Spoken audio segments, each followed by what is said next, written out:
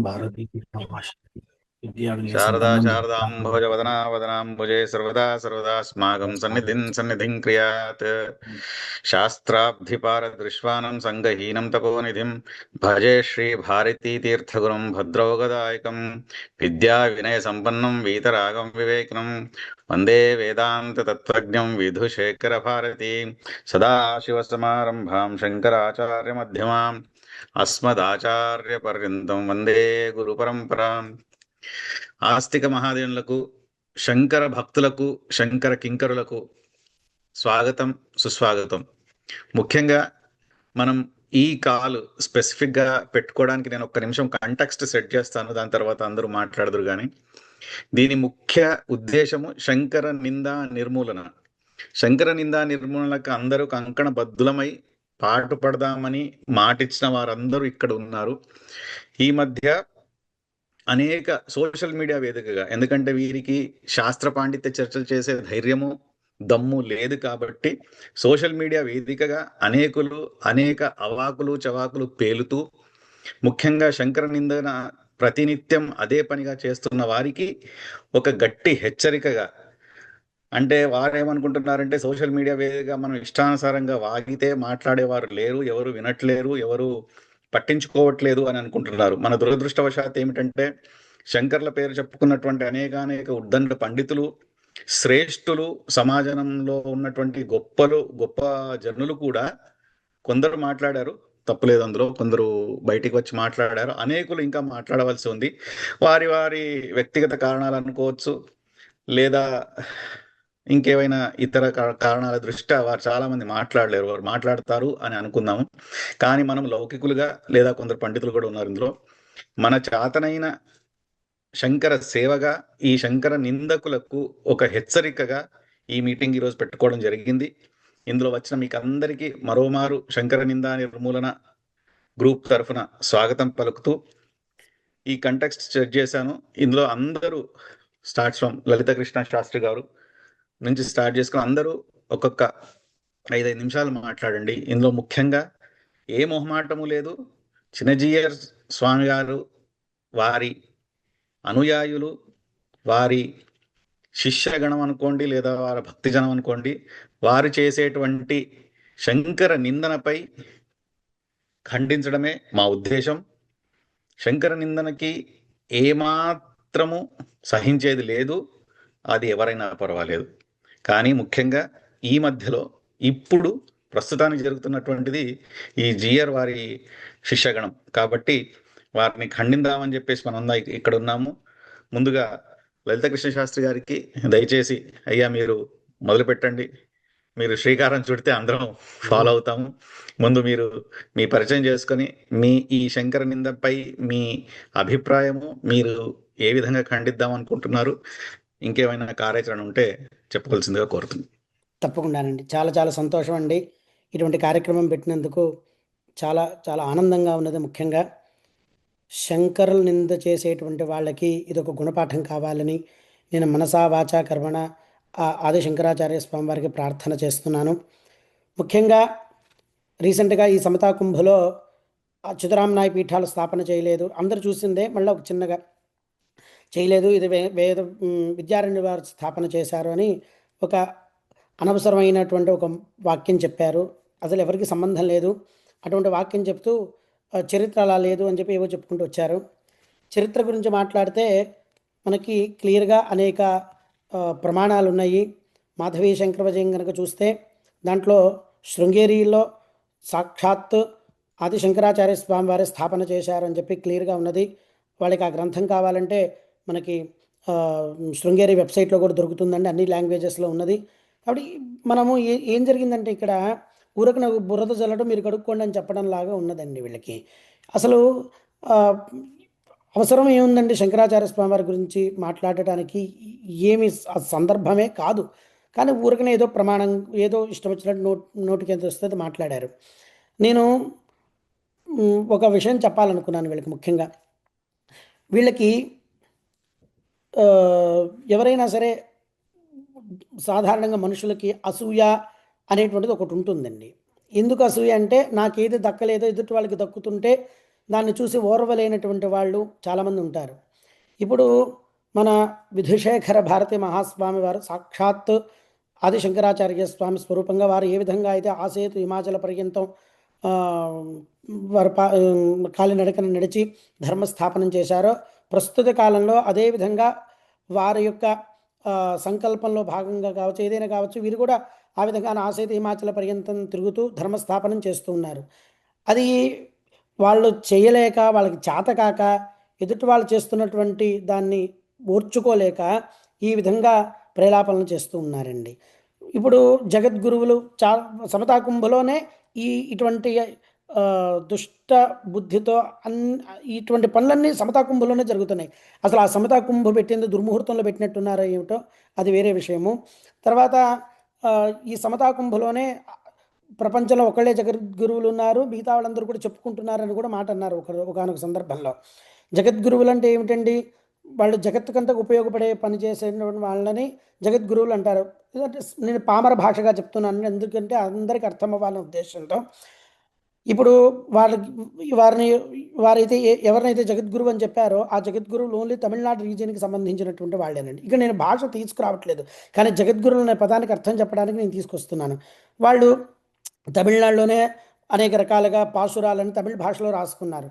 ఈ తమిళ భాష వాళ్ళు నార్త్కి వెళ్తే వాళ్ళకి ఏం అర్థమవుతుందండి? ఆ కాలంలో శంకరులు ఉన్న కాలంలో అంతా కూడా వేద భాష అయినటువంటిది, దైవ భాష అనేటువంటి సంస్కృతంలోనే అంతా ఉండేది. కాబట్టి వారు ఏ గ్రంథ రచన చేసినా వారు కేరళ వాళ్ళ ఉండి కూడా వారి లాంగ్వేజ్లో ఏమి చేయలేదండి. వాళ్ళు దైవ భాష అయిన సంస్కృతంలోనే పామరుల నుంచి పండితులకు అర్థమయ్యే విధంగా అనేక రకాల గ్రంథాలన్నీ రాసి అందరికీ భగవంతుడి యొక్క అనుగ్రహం పొందాలని చెప్పి గణపతి దగ్గర నుంచి మొదలుకుంటే అందరి దేవతల్ని బ్రహ్మమయంలాగా చూస్తూ అందరికీ రాశారండి. అందుకని వారు జగద్గురువులు అయ్యారండి. వీళ్ళు ఏమున్నారండి?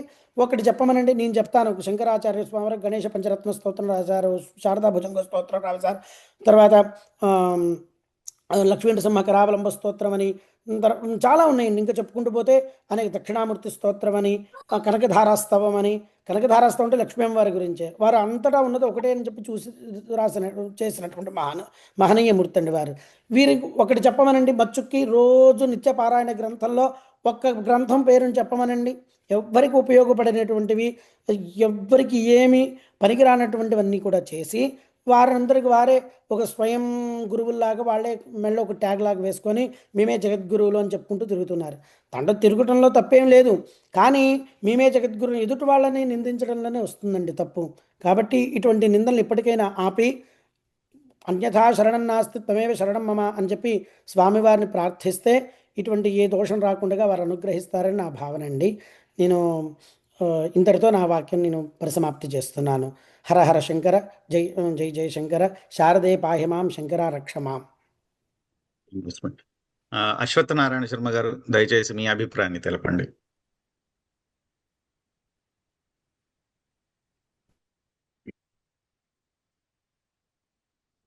సదాశ్వసమారంభాం శంకరాచార్య మధ్యమాం అస్మదాచార్య పర్యంతాం వందే గురు పరంపరం.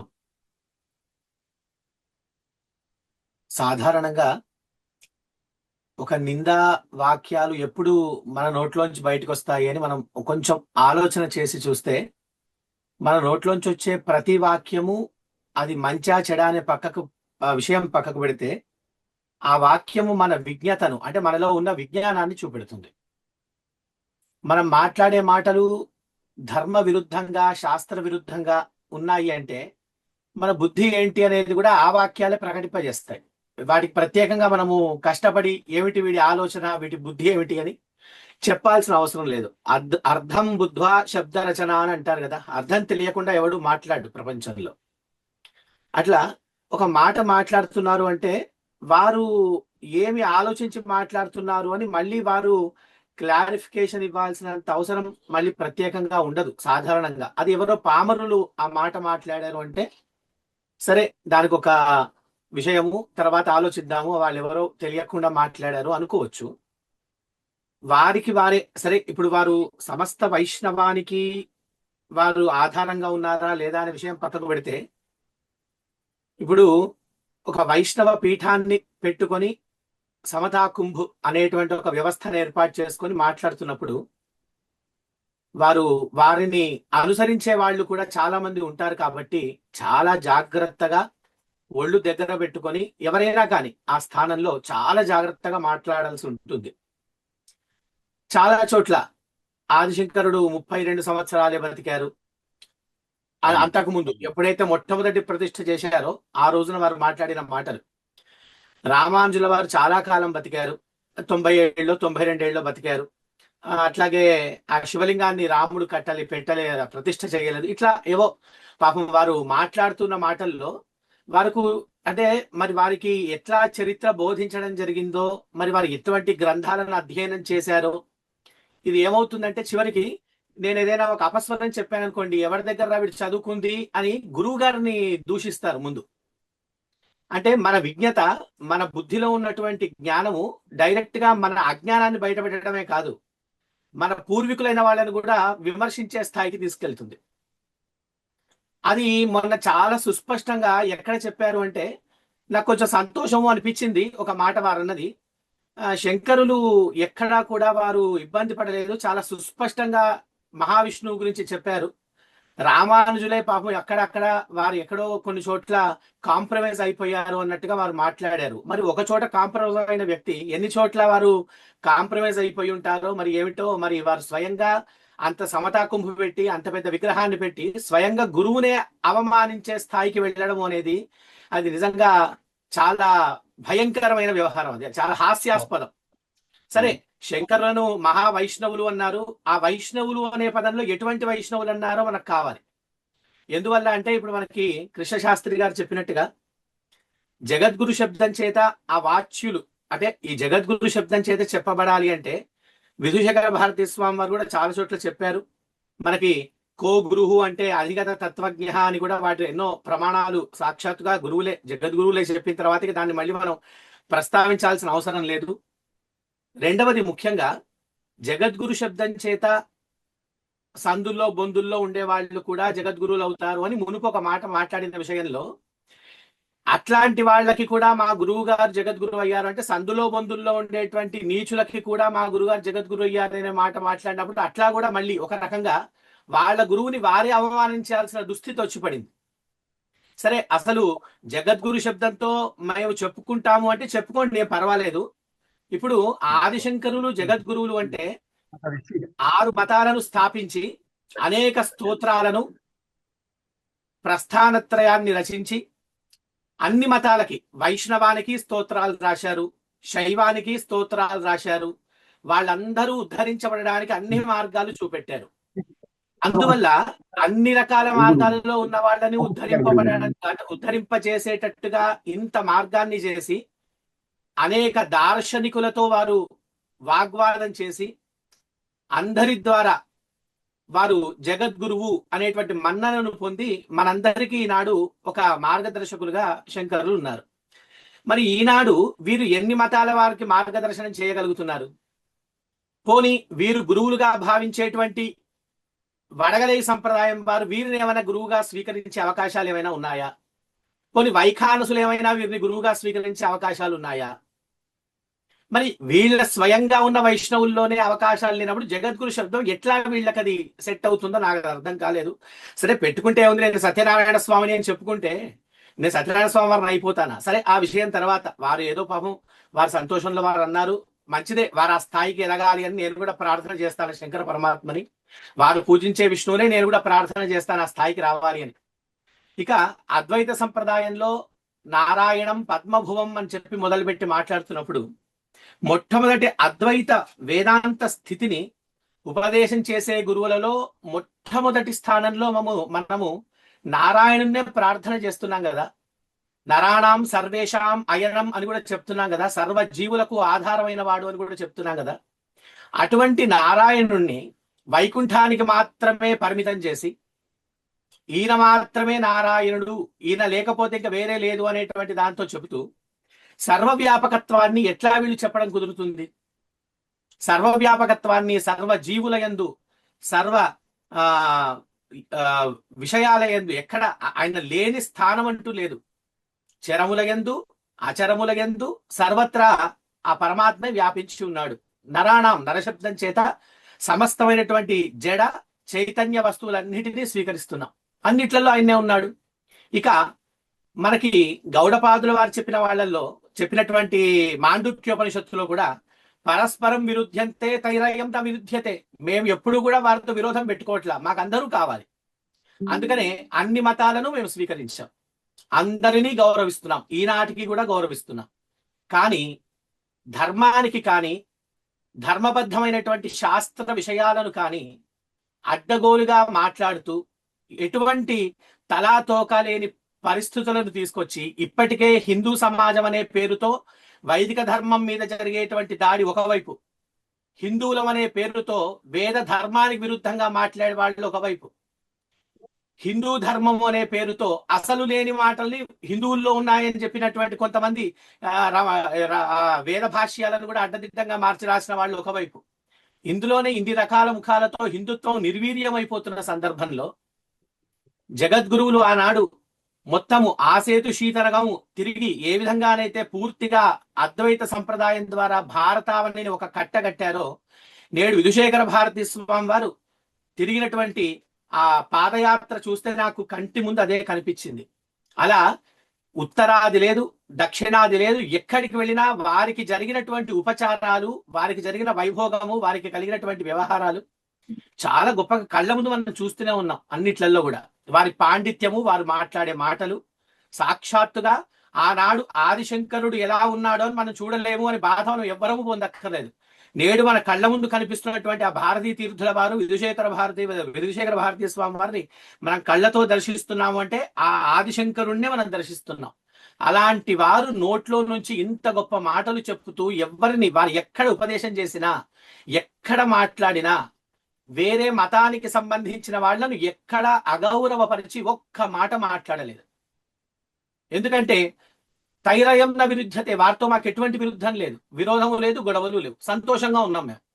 అలాంటి అద్వైత మతాచార్యులైనటువంటి ఆదిశంకరుడు శంకర సాక్షాత్ అని చెప్పినటువంటి ఆ శంకరుణ్ణి అనరాని మాటలతో అసలు మఠాలు పెట్టలేదు. సరే, తర్వాత పాపం ఎవరో సచ్చిదానందేంద్ర సరస్వతి వారు పుస్తకం రాశారు అని చెప్పి కొంతమంది పాపం వీడియోలు చాలాగా చలామణి చేశారు. ఎవరి ఉద్దేశాన్ని వారు చెప్తారు, దాంట్లో తప్పేముంది? ఆయన పుస్తకం రాసినంత మాత్రాన ప్రమాణమా? పోనీ అటువంటి వారు ప్రమాణాన్ని తీసుకొని మేము మాట్లాడాము అంటే అసలు మీ పీఠాధిపత్యానికి పెద్ద తలకాయ నొప్పి వచ్చి పడుతుంది. కొంతమంది అయితే ఆ రియల్ ఎస్టేట్ వ్యవస్థ అన్నారు. రియల్ ఎస్టేట్ వ్యవస్థని నువ్వు మాట్లాడినట్టయితే 76 పీఠాలు పెట్టి నువ్వెంత రియల్ ఎస్టేట్ ఏజెంట్ అవ్వాలి? వాటిని ప్రమాణంగా తీసుకొని మాట్లాడుతున్నప్పుడు అది మనకు కూడా, ఆ వేలు మనకు కూడా చూపెడుతుంది, మనం కూడా ఇబ్బంది పడతామనే మాట రావద్దు మనిషికి. ఇట్లా వారు రామానుజులటువంటి అనునాయులు ఎవరైతే ఉన్నారో, చిన్నజీయర్ స్వామి వారి యొక్క అనునాయులు, లేదా ఇంకా చాలా మంది రకరకాలుగా మా గురువుగారిని అంటారా అని చెప్పి మాట్లాడుతున్నారు, ఆవేశంగా మాట్లాడుతున్నారు. కానీ మంచిదే, కానీ అసలు విచక్షణ లేకుండా మాట్లాడడం అనేది తప్పు. గురువు గారు ఎలా మాట్లాడారు, అసలు దానికి జరుగుతున్నటువంటి గొడవలు ఏమిటి, ఎటువైపు ఇది ప్రయాణం చేస్తూ వెళ్తుంది అనేటువంటి విషయాన్ని అర్థం చేసుకోకుండా కేవలం యుద్ధం చేసుకొని కొట్టుకొని చావడం అనేటువంటి వ్యవస్థలోనే మాట్లాడితే విషయాలు నెగ్గు తేలవు. మాట్లాడేటప్పుడు కాస్త మనస్సు, ఒళ్ళు అన్నిటినీ కూడా జాగ్రత్తగా పెట్టుకొని మాట్లాడి తీరాలి. అది ఎవరైనా సరే. మనం గురుస్థానంలో ఉన్నప్పుడు మనని అనునయించే వాళ్ళు, లేదా అనుకరించే వాళ్ళు, అనుసరించే వాళ్ళు చాలా మంది ఉంటారు. మనం ఒక మాట మాట్లాడామంటే వాళ్ళ హృదయాలలో ఇప్పటి వరకు లేని విషబీజాలను మనం నాటుతున్నాము అని అర్థం. ఇంతమంది విషవృక్షాలను దేశానికి, ధర్మానికి వ్యతిరేకంగా తయారు చేస్తున్నామని అర్థం. కాబట్టి చాలా జాగ్రత్తగా మాట్లాడాలి. ఇందులో ఏ మాట మాట్లాడినా శాస్త్రానికి విరుద్ధంగా మాట్లాడడానికి వీల్లేదు. ఇక ఈ జియర్ స్వామి వారు కానివ్వండి, వారి యొక్క శిష్యగణం కానివ్వండి, వీరు ఇప్పటితో ఇది ఆపుతారు అని మాత్రం నేను విశ్వసించను. ఇది ఇక భవిష్యత్తులో కూడా జరుగుతూనే ఉంటాయి ఇట్లాంటివి. ఇలాంటివి జరుగుతున్నప్పుడు మనము చాలా జాగ్రత్తగా ఏ అక్షరం మాట్లాడినా ప్రమాణాలు లేకుండా ఇది ఆచంద్ర తారకం ఖండిస్తూ ఉండాల్సిందే. ఈ రోజున మనం దాన్ని ఒక బెల్ట్ కట్టేశామండి, ఆనకట్ట కట్టేశాం, ఇక వీళ్ళు మాట్లాడరు అనే వ్యవస్థ లేదు. ఎందువల్ల అజ్ఞానానికి అంతు లేదు, దానికి ఎప్పుడు జన్మ లేదు కదా, అంతం అయితే ఉంది. అది ఎప్పుడు విజ్ఞానం కలిగితేనే, అజ్ఞానం పోయేది విజ్ఞానం కలిగితేనే. ఆ విజ్ఞానం రావాలంటే శంకర మార్గంలో రావాల్సిందే, ఇక వేరే అవకాశం లేదు. వాళ్ళందరూ ఉపాసనలు చేసుకుంటూ ఉన్నారు, మంచిదే, అది గొప్ప విషయమే. ఆ ఉపాసననే ఆధారంగా చేసుకొని శంకరుడి ద్వారా ఉపదేశించబడిన అమృతం లాంటి ప్రస్థానత్రయం అద్వైత వేదాంతము తప్పు అని చెప్పడం కానీ, జగద్గురువులు మేమేం చెప్పుకోవడం కానీ, ఇంకా ఏమైనా కావచ్చు, ఇంకా భవిష్యత్తులో ఇంకా రకరకాల మాటలు కూడా రావచ్చు. ఇలా దయచేసి మేము సవినయంగా ప్రార్థన పూర్వకంగా అటువంటి పీఠంలో ఉన్నటువంటి పీఠాధిపతులం అన్నటువంటి జిఆర్ స్వామి వారిని కానివ్వండి, వారి శిష్యులను కానీ మేము ప్రార్థిస్తుంది ఏంటంటే, దయచేసి శంకర ద్రోహానికి పాల్పడి స్వయంగా మిమ్మల్ని మీరు వినాశనం చేసుకోకండి. శంకర విజయంలో కూడా అక్కడ ఆ భైరవుడు వచ్చి ఆ శంకరుణ్ణి ఏదో చేయమని చెప్తే ఆ మహాభైరవుడు స్వయంగా నన్నే నాశనం చేసుకోమంటావా అని భైరవుడిని మింగిపడేస్తాడు. అట్లా మీరు శంకర ద్రోహం చేయాలని ప్రయత్నం చేసి మీకు మీరే ద్రోహం చేసుకుంటున్నారు, మీకు అర్థం కావట్లేదు. దయచేసి అటువంటి పని చెయ్యకండి. మీ వాక్యాలతో మాటలతో ధర్మద్రోహానికి దేశద్రోహానికి పాల్పడకండి. మన సనాతన ధర్మాన్ని నిర్వీర్యపరిచి సర్వనాశనం వైపు బయలుదేరి మహాపాపాన్ని తల మీద పెట్టుకోకండి. ఎంతో మంది ఎంతో కష్టపడి ఈనాడు మనం ఈ మాత్రం బతకగలుగుతున్నాము అంటే వారు చేసినటువంటి పుణ్యమే. దయచేసి మీరు శంకరాద్వైతాన్ని అర్థం చేసుకోకపోయినా పర్వాలేదు, దాన్ని అపార్థం చేసుకొని లేని విషయాలను కొత్తగా చెప్పి మనుషుల యొక్క బుద్ధుల యొక్క మనసుల్ని నాశనం చేసే ప్రయత్నం చేయకండి. ఇది మేము సవినయంగా ప్రార్థన చేస్తున్నాము. అట్లాగే ఇక భవిష్యత్తులో కూడా ఎటువంటి మాటలు మాట్లాడినా ప్రమాణపూర్వకంగా ఖచ్చితంగా ఖండించడానికి శంకర కింకరులమై ఎదురుగుండా నిలబడి ఉంటాము అని మేము సభాపూర్వకంగా మనవి చేసుకుంటున్నాం. శంకర పాహిమాం శారదా రక్షమాం. ధన్యోస్మి అశ్వత్ నారాయణ గారు, మీ వాక్కులకు. మనకు ఇంకా 10 నిమిషాలు టైం ఉంది. ఒకవేళ వీలైతే ఇదేమైనా ఇబ్బంది అనిపిస్తే మళ్ళీ జాయిన్ అవుదాము ఇదే కాల్లోకి. అందరూ రెడీగా ఉండండి కోరుకుంటూ, మన మరుమామల వెంకటరమణ శర్మ గారు దర్శనం శర్మగా ప్రఖ్యాతులు. శంకర నిందనే కాదు, హిందూ ధర్మంలో ఎక్కడైనా ఏ ఇబ్బందులు వచ్చినా నేనున్నానంటూ ముందు వచ్చే దర్శనం శర్మ అన్నయ్య గారికి స్వాగతం పలుకుతూ, అన్నయ్య మీరు ఈ మధ్య చూస్తున్నటువంటి అనేక శంకర నిందన పరిణామాలపై మీ అభిప్రాయము, మార్గదర్శనం చేయవలసిందిగా కోరుతున్నాం. సభకు నమస్కారం. నా ఆడియో బాగా వినబడుతుందండి? ధన్యవాదాలు. అందరికి సభకు నమస్కారం. సభలో ఉన్నటువంటి పెద్దలందరికీ కూడా నమస్కారం. నేను శివంపేటలో శాస్త్రుల విశ్వనాథ శాస్త్రి గారని ఒక 50 ఏళ్ల క్రితమే శంకరాద్వైతం మీద విశేషమైన శృంగేరి జగద్గురువుల ఆస్థాన విద్వన్మూర్తిగా విశేష కృషి చేసిన మహానుభావుడు జయంతి ఉత్సవాల్లో ఉన్నాను. నేను మన ఈ సమావేశం కోసం ప్రత్యేకంగా నా ఎదురుగా గురుమూర్తి త్రయం ఉంది. ఇక్కడ ఆదిశంకరులు, వేదవ్యాసులు, దక్షిణామూర్తి గారి మూర్తిత్రయ విగ్రహం ఉన్న ధ్యాన మందిరానికి వచ్చి మాట్లాడుతూ ఉన్నా.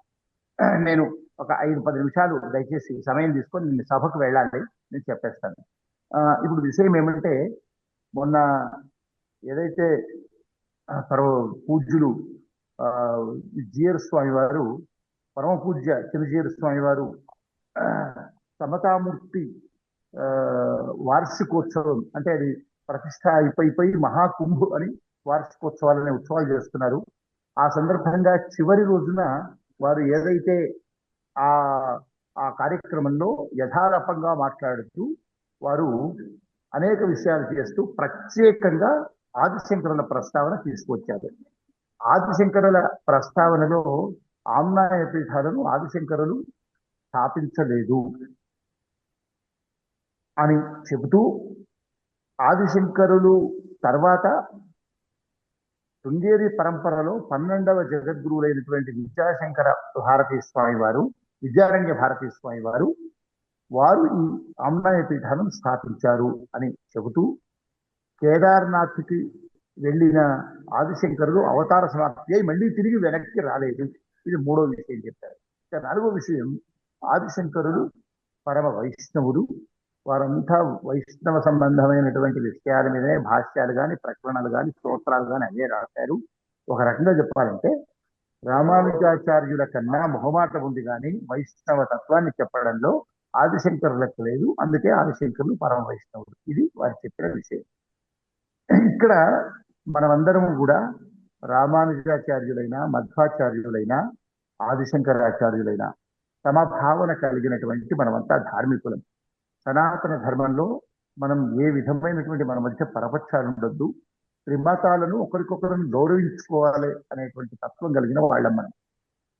అయితే ప్రధానంగా చిన్నజీవి స్వామి గురువు గారు వారు సమతామూర్తి ఉద్ఘాటన జరిగిన సమయంలో రాష్ట్రపతి, ప్రధానమంత్రి, అనేక మంది పెద్దలు వచ్చిన సందర్భంలో చివరి రోజు ఒక మాట అన్నారు. ఇక్కడ ఉన్న పెద్దలందరికీ అది జ్ఞాపకం ఉండి ఉంటుంది. చివరి రోజున ఇలాగే మొన్న ఆమ్నాయ పీఠాల ప్రస్తావన ఎలా చేశారో ఆ మొదటిసారి ఉద్ఘాటన జరిగిన చివరి రోజు కూడా వారు ఏమన్నారంటే, అసలు జగద్గురు ఆదిశంకరాచార్యులు కాదు, ఎలా జగద్గురు అవుతారు అనే మాట అన్నారు. ఆ రోజున కూడా పెద్ద గగ్గోలైంది. మనం పూర్తిగా శంకర సాంప్రదాయాన్ని అనుసరిస్తున్న మనమందరం కూడా, అద్వైత సిద్ధాంతాన్ని అనుకున్న మనందరం కూడా గట్టిగా ప్రతిఘటించాం, ఆక్షేపించాం. ఇది ఆదిశంకరుల గురించి. అంతకు పూర్వం ఒక కార్యక్రమంలో ఎవరైతే ఇంట్లో శివలింగాన్ని పెట్టుకుంటారో ఆ ఇల్లు మహా శ్మశానం లాంటిది అని ఒక మాట అన్నారు. ఇంకా చాలా సార్లు వినాయకుడు మీద బొద్దింక వాడుతున్నప్పుడు బొద్దింకనే పక్కకు తిప్పుకోలేని వినాయకుడు మనల్ని రక్షిస్తాడు అంటూ వినాయకుడిని విమర్శించడం, ఇట్లా చాలా చాలా చేశారు. అంటే ఎందుకు చెప్తున్నానంటే, ఈ మాటల ప్రస్థానం అంటే స్వామివారు విశిష్టాద్వైతానికి సంబంధించిన వారు. వారి తర్వాత పెద్దజీయం గారి కన్నా ముందు పరంపర ఉందా లేదా నాకు తెలియదు, నాకంత జ్ఞానం లేదు. వారు ఏ పరంపరకు చెందిన వారు కూడా నాకు తెలియదు. మొత్తానికైతే పెద్దజీయం గారు నేను స్వయంగా చూశాను. ఇప్పుడు చిన్నజీవ స్వామి గారు, వీరు కూడా పూర్వాశ్రమంలో వారి మనవడో బంధుత్వం అని అంటారు. మొత్తం జ్ఞాతులు వీళ్ళిద్దరు. అలాంటి చిన్నజీవ స్వామి వారు సమాజంలో సనాతన ధర్మాన్ని పరిరక్షణ చేయడంలో కానీ, హిందూ సమాజంలో అనేక మందిలో ధార్మికతను పెంపొందించడం చేస్తున్నారు. వారి వరకు వారు ఒక యతీశ్వరులుగా గొప్పనైన కృషి చేస్తున్నారు అనే భావన మనందరిలో ఉంది. మనందరం కూడా అదే భావనతో ఉన్నాము. అలాంటి తరుణంలో ఉద్దేశపూర్వకంగా వారు ఆదిశంకరుల ప్రస్తావన చేస్తూ, ఒకసారి జగద్గురువే కాదు ఆదిశంకరాచార్యులు అంటారు. ఇప్పుడు ఆయన జగద్గురు అంటూనే జగద్గురువు కాదు ఆదిశంకరాచార్యులు అన్న స్వామివారు అదే మహాకుంభ్ అని ఈ సమతామూర్తి వార్షికోత్సవంలో వారు ఆమ్నాయ పీఠాలు స్థాపించలేదు, వారు కైలాసానికి వెళ్ళి మళ్ళీ అటే వెళ్ళిపోయారు, మళ్ళీ రాలేదు, అసలు ఆమ్నాయ పీఠాలు స్థాపించి విద్యారణ్యులు, ఇలా చరిత్రను వక్రీకరించే ఏదైతే శంకర విజయం అనేది మాధవీయ శంకర విజయం, విద్యారణ్య స్వామి వారి తర్వాత వచ్చినటువంటి ఆ విజయాలతో పాటుగా ఇంకా అనేక మంది పెద్దలు రాసిన శంకర విజయాల్లో ఉన్న ప్రస్తావనలన్నీ ఆమ్నాయ పీఠాల చరిత్రలో ఉన్న, చివరికి కంచికామకోటి పీఠం వాళ్ళ చరిత్రలో కానీ అన్ని చరిత్రల్లో ఉన్నటువంటి విషయాలను పూర్తిగా వక్రీకరించి వారు ఏ విధంగా ఈ ఆమ్నాయ పీఠాలు ఆదిశంకరులు స్థాపించలేదనేటువంటి తీవ్ర అభ్యంతరకరమైనటువంటి ఆక్షేపణీయమైనటువంటి విషయాన్ని వారు మాట్లాడారు. అంటే ఊరికే ఏదో మాటల్లో దొర్లి అనేటట్టుగా కాల, వారు ఉద్దేశపూర్వకంగా మాట్లాడారు. ఉద్దేశపూర్వకంగా మాట్లాడారు అంటే ఏదో ఒక విధంగా శంకరులను తగ్గించాలి, శంకరుల ప్రాభవాన్ని మెల్లమెల్లగా తీసేయాలి, లేదా శంకర్లను మన వైష్ణవంలో కలుపుకొని ఆమ్నాయ పీఠాలంతా కూడా ఆమ్నాయ పీఠాల స్థాపన కాలేదు తర్వాత వచ్చేశారు అని ఒక వేరే రకమైనటువంటి కథనాన్ని సమాజంలోకి గుర్తించాలి. వారి ఉద్దేశం ఏదుందో మొత్తానికి మన అనుమానాలు అయితే అది అలా చేయడానికి మొత్తానికి శంకరులకు వ్యతిరేకంగా లేదు మాట్లాడుతున్నటువంటి వ్యవహారం.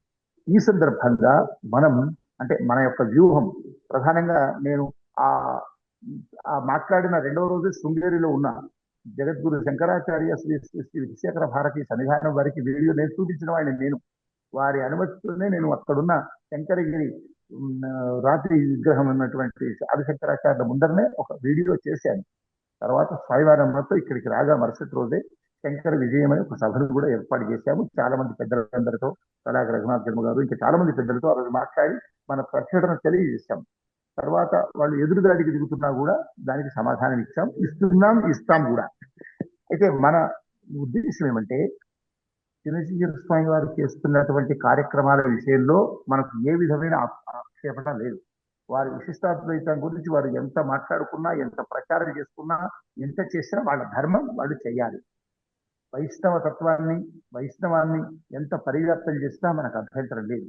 మధ్వాచార్యులకు సంబంధించి మధ్వ సంప్రదాయంలో ఉన్నవాళ్ళు కూడా, ద్వైత సంప్రదాయంలో ఉన్నవాళ్ళు, వారు ఏ రకంగా వాళ్ళ మతాన్ని ప్రచారం చేస్తున్నా, వారు ఏ విధమైనటువంటి మధ్వాచార్యుల గురించి ప్రస్తుతించుకున్నా తప్పు లేదు. మనం ఎలాగైనా అద్వైత సిద్ధాంతాన్ని పాటించే వాళ్ళము, శంకర సాంప్రదాయంలో ఉండే వాళ్ళం. మనం ఆదిశంకరుల గురించి మాట్లాడతాం. మనం కూడా ఇంకొక మతానికి సంబంధించిన వాళ్ళ గురించి మాట్లాడాల్సిన అవసరం లేదు. కానీ ఎక్కడా లేని విధంగా వేల ఏళ్ల సంవత్సరాలు కూడా ఎప్పుడు మన గరివి నిర్గంలో ఒక విశిష్టాద్వైత సంప్రదాయం అంటూ పరంపర ఉందో లేదో నాకు తెలియదు వారికి. కానీ చిన్నజీవి స్వామి వారు ఆదిశంకరుల గురించి ప్రస్తావన ఇది 3వసారి తీసుకురావడమే కాదు, శంకర విజయం ఆ చరిత్రను వక్రీకరించడం అనేది చాలా చాలా చాలా ఆక్షేపణీయం, అభ్యంతరకరం.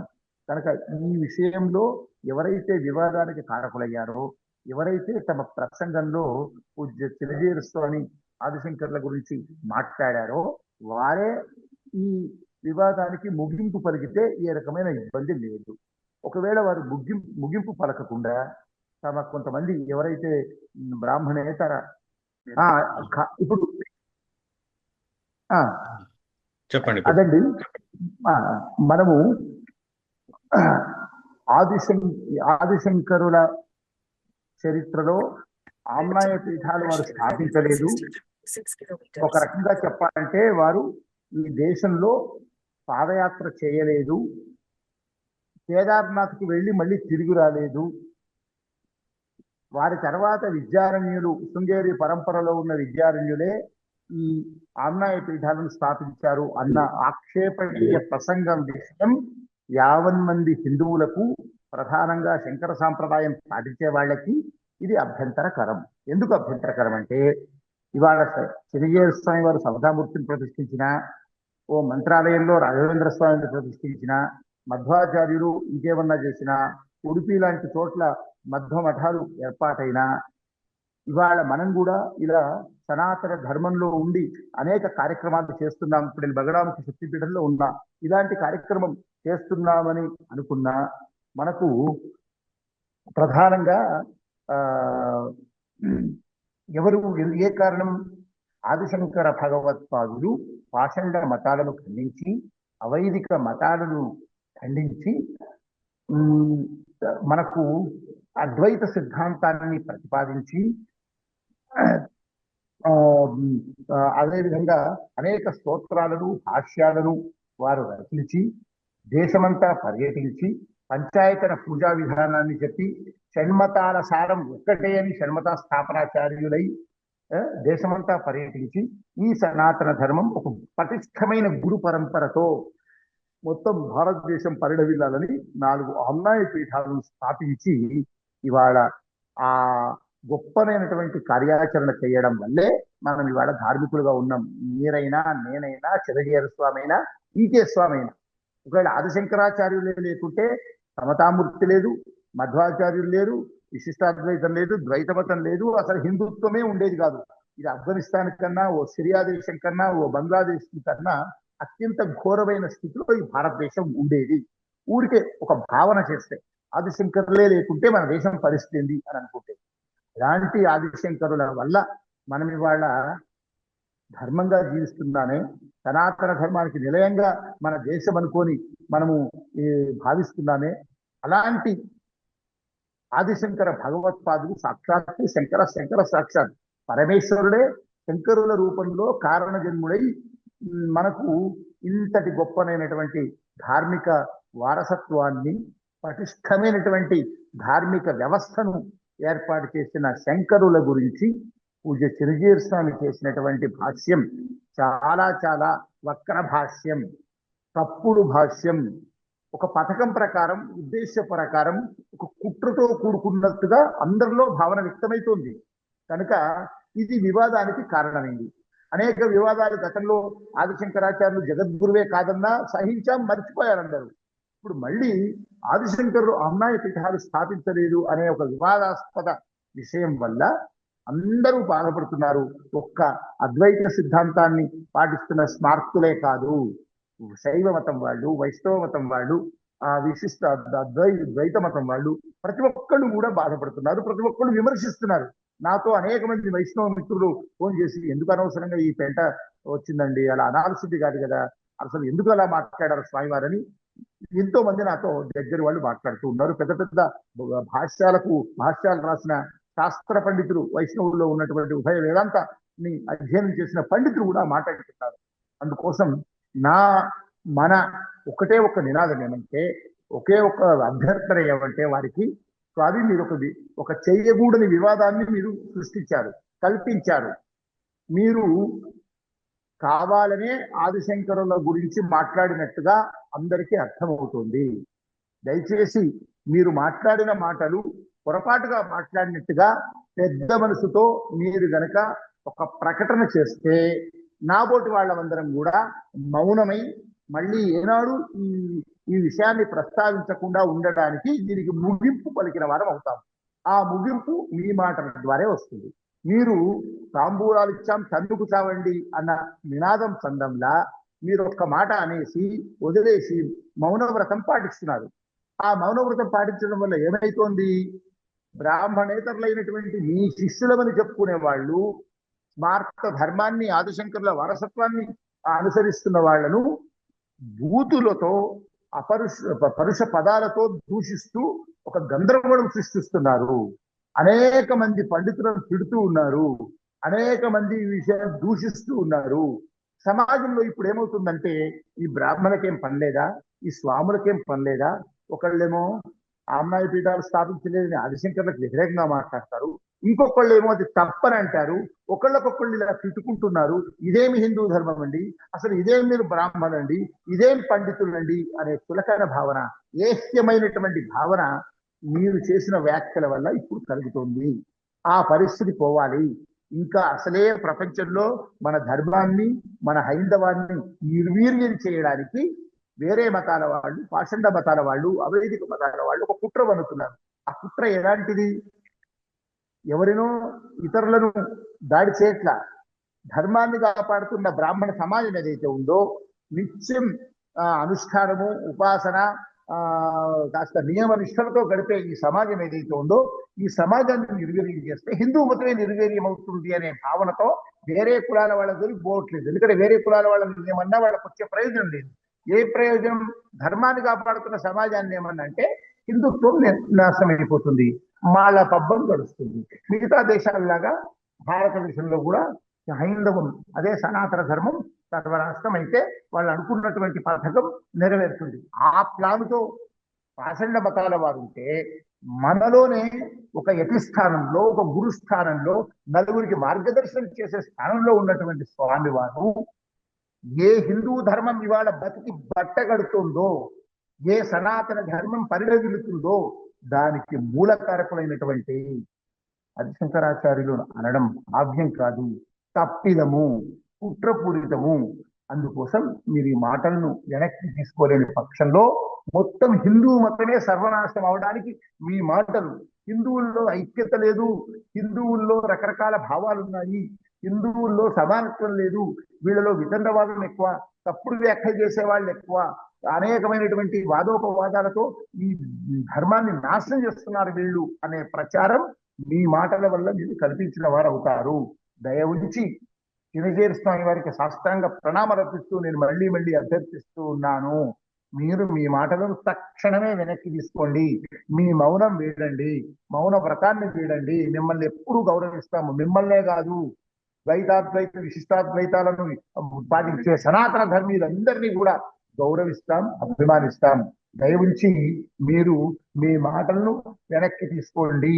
మేము మీరు అన్నటువంటి కేవలం సమతాకుంభు సందర్భంగా మీరు ఆదిశంకరులు ఆమ్నాయ పీఠాలు స్థాపించలేదు, ఆదిశంకరులు కేదార్నాథ్కి వెళ్ళి అవతార సమాప్తి చేసి మళ్ళీ వెనక్కి రాలేదు, విద్యాశంకరులు 12వ జగద్గురు అయినటువంటి శృంగేరి సాంప్రదాయంలో ఉన్న జగద్గురువే ఆమ్నాయ పీఠాలు స్థాపించరు అనే అభ్యంతరకర విషయం మాత్రమే మేము ఆక్షేపణగా మేము మాట్లాడుతున్నాం తప్ప మాలో వైష్ణవ ద్వేషం లేదు.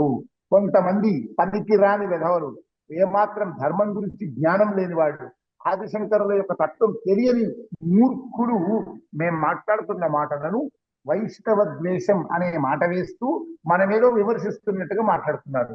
అసలు విష్ణువును పూజించే వాళ్ళము, విష్ణువు ఆరాధన చేసే వాళ్ళము మనం ఆదిశంకరుల పరంపరగా మనం మాత్రమే. మనకు రామాలయమైనా, కృష్ణ దేవాలయమైనా, పాండురంగ దేవాలయమైనా, ఇంకే లక్ష్మీనారాయణ దేవాలయమైనా అర్చనా రీతుల్లో విషయంలో గాని, ఉపాసనలో గాని మనకు మించిన వాళ్ళు లేరు. అందులోకే మన స్మార్థము. స్మృతి ఏదైతే చెప్తుందో ఆ స్మృతులకు అనుగుణంగా ఆచరించే వ్యక్తులం కనుకనే స్మార్తులము. మనకు ఒకటే శివుడే దేవుడు అనము, ఒకరే విష్ణువే దేవుడు అనము, ఒకటే అమ్మవారి శక్తే దేవత అనము, ఒకటే స్కాంద కుమారస్వామి దేవుడు అనము, ఒకటే సూర్యుడే దేవుడు అనము, ఒకటే గణపతి దేవుడు అనం. సకల దేవతారాధన ఏదైతే మనకు పంచాయతనాన్ని వారు అందించారో అది శక్తి పంచాయతనమా, విష్ణు పంచాయతనమా, గణపంచ పంచాయతనమా, సౌర పంచాయతనమా, లేక స్కాంద, ఏదైనా అన్ని 6 మతాలకు సంబంధించి సమానంగా ఆరాధించే ఉపాసనా మార్గంలో ఉన్నవాళ్ళం మనం కనుక మనం విష్ణుద్వేషం కాదు. విష్ణుద్వేషం అనే ముద్ర వేసి సామాజిక మాధ్యమాల్లో ప్రజల్లో మన మీద వ్యతిరేకత తీసుకురావడానికి కూడా ఒక కుట్ర జరుగుతుంది. ఆ కుట్రకు కూడా కారణం చిరంజీవి స్వామి వారే అవుతారు. ఎందుకు? వారన్న మాటల వల్ల ఇవన్నీ ప్రకంపనలు, ఈ ప్రతిస్పందనలు వస్తున్నాయి కనుక మనం అందరం కూడా గట్టిగా డిమాండ్ చేయాల్సిన పని వారు మాటలను వెనక్కి తీసుకోవాలి. అనవసరమైన వివాదాలు మళ్ళీ చేయవద్దు. లేని పక్షంలో మనమందరము కూడా మరొక శంకర విజయాన్ని అందరం అధ్యయనం చేయాలి. మాధవీయ శంకర విజయాన్ని సుస్పష్టంగా చెబుతూ ఆమ్నాయ పీఠాల గురించి, శంకర సాంప్రదాయాల గురించి, శంకరుల వల్ల ఈ దేశానికి, మన అఖండ భారతావానికి జరిగిన మేలు గురించి, సనాతన ధర్మం బతికి పట్టడానికి శంకరులు ఏ విధంగా కారకులో మనం విస్తృత ప్రచారం చేస్తూ గట్టిగా వారి దుష్ప్రచారాన్ని ఖండించి, ఆనాడు అవైదిక మతాలతో ఎవరికైతే పోరాడారో ఇప్పుడు కూడా అవే శక్తుల్లాగా వీళ్ళని భారించి మనం కూడా పోరాడాల్సి వస్తుంది. ఒక్కొక్కరం ఒక్కొక్క శంకరాచార్యులమై మనము పోరాటం చేయాల్సి ఉంటుంది. ఆ పరిస్థితి రాకుండా చూస్తాడని మనం భావిద్దాం. అలా రాకూడదని కోరుకుందాం. వైష్ణవ ద్వేషం అని తప్పుదో పట్టించే వాళ్ళకు కూడా గట్టిగా బుద్ధి ఇద్దాం. మనందరం కూడా ఈ విషయంగా మనందరము ఐక్యంగా ఒక కార్యాచరణతో ఎవరిని నిందించకుండా, పరషపదాలు మాట్లాడలేకుండా శంకరుల తత్వాన్ని ముందుకు తీసుకెళ్ళడానికి ప్రయత్నం చేద్దామని కోరుకుంటూ, నేను ఎక్కువసేపు మాట్లాడలేను. అక్కడ సభ మొదలైంది, నేను సభకు వెళ్ళాలి కనుక దయచేసి నన్ను మన్నించి, మీరు ఏది పూర్తి నిర్ణయం తీసుకున్నా బద్ధుడనై అందరము ఒక సమిష్టిగా ముందుకు వెళ్దామని కోరుతూ సెలవు. సర్వే జనా సుఖినో భవంతు. నమస్కారం. గారు, మీ ఇంత బిజీ స్కెడ్యూల్లో వచ్చి మా కోసం ఈ మాట మాట్లాడినందుకు, శంకర నిందకులకి పీచమణచడానికి మీరు ముందుంటారు, మీ వెనకాల మేము అందరం ఉంటాము, కలిసికట్టుగా పనిచేద్దామని కోరుతూ, మీరు శాస్త్ర విశ్వనాథ శాస్త్రి వారి సభకి అటెండ్ అవ్వాల్సింది కోరుతూ, ఇప్పుడు రామచంద్రమూర్తి గారికి తమ స్పందన తెలియజేసుకుని కోరుతున్నాను క్లుప్తంగా. గొప్ప శ్రీనివాస శాస్త్రి గారు కూడా జాయిన్ అయ్యారు. అయ్యా నమస్కారం. అందరికీ నమస్కారం అండి. శ్రీ గణేశ శారదా గురుభ్యో నమః. నమఃశంకరాయ. ఇక్కడ చాలా గొప్పగా చర్చ జరుగుతుంది. ఇప్పటికీ యాక్షన్ ప్లాన్ అన్నది జరగడం చాలా సంతోషంగా ఉంది చూడడము. ఇది చాలా, అలాగే మనం ఇక్కడ ఈ శంకర నింద అన్నది ఈ భారతదేశంలో వినడం అన్నదే చాలా గొప్ప దౌర్భాగ్యమైన స్థితి అన్నమాట. జగద్గురువుల యొక్క పాద స్పర్శతో ఎంతో పునీతమవుతున్న ఈ భూమిని మరి ఆసురీ శక్తులు ఎలా ఆపుదామనో, నిందిద్దామనో ఎలా పెట్టుకుంటున్నారో తెలియదు. అదొకటి చాలా బాధాకరంగా ఉంది. అయితే ఇక్కడ మనం చూడాల్సింది, వాళ్ళు ఎవరైతే నిందలు వేస్తున్నారో వారు ఎలా చెప్తున్నారు అంటే, ఇక్కడ స్పష్టంగా జరిగింది ఏమిటంటే, ఒకానొక మనిషి యొక్క స్వార్థము, ఈర్ష, అసూయ, ద్వేషములన్నీ వెళ్ళగెక్కుతున్నారనమాట వాళ్ళ యొక్క వేదికల్లో. ఈ విషయాల్ని సమాజంలోకి ఎలా తీసుకెళ్తున్నారు అంటే, శివకేశవులకి ఏదో భేదం ఉన్నది, లేదా స్మార్తులకి వైష్ణవులకి ఏదో భేదం ఉన్నది, లేదా అద్వైతులకి ద్వైతులకి భేదం ఉన్నది, ఇలాగా మిస్లీడ్ చేస్తున్నారు.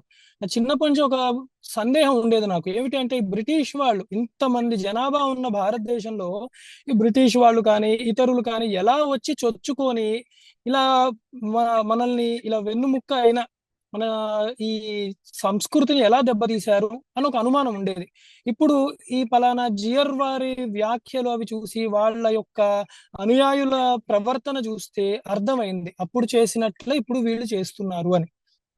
అంటే సమాజంలో చిచ్చు పెట్టడం, భేదం చేయడము, అప్పుడు జనాలు అల్లకల్లోలం అవుతున్నారు. పండితులు ఇప్పుడు వారు ఎన్ని చెప్పినా శంకరుల యొక్క ఔన్నత్యాన్ని ఎవ్వరూ కించిత్ కూడా కిందకి తీసుకొచ్చేది జరగదు. ఆకాశం వంటి వారు శంకరులు.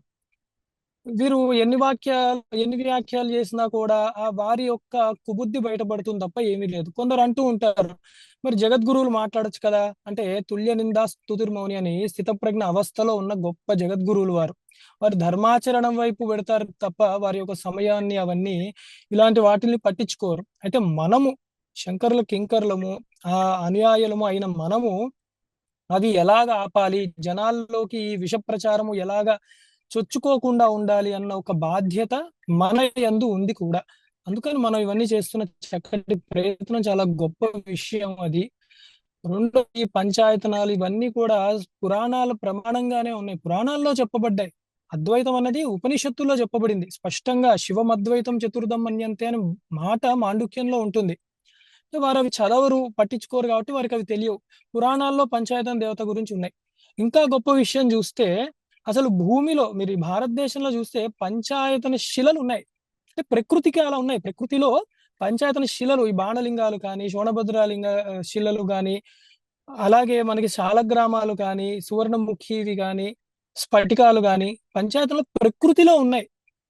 ఈ ముఖ్యంగా ఈ షణ్మతాలు కూడా ఈశ్వర తత్వానికి చెందిన. మీరు గమనిస్తే ఎంత గొప్ప విషయము, వేరే ఏ దేవత కూడా స్వయంభూగా రాడు.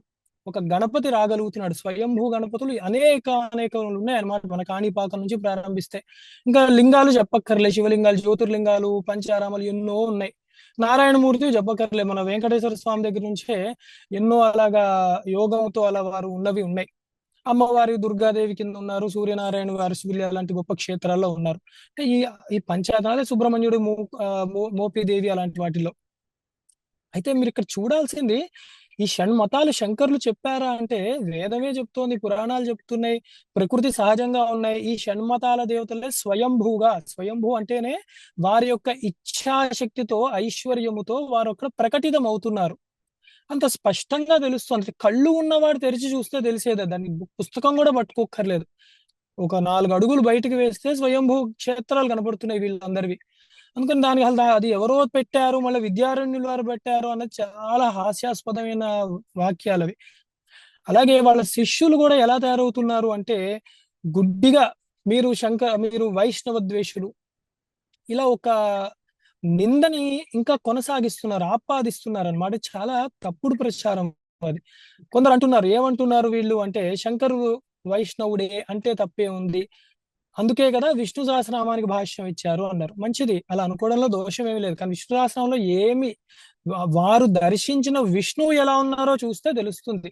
సాక్షాత్తు ఉపనిషత్ ప్రతిపాదితమైన బ్రహ్మముని చెప్పారు అక్కడ, నిత్య శుద్ధ చైతన్యము అని చెప్పారు.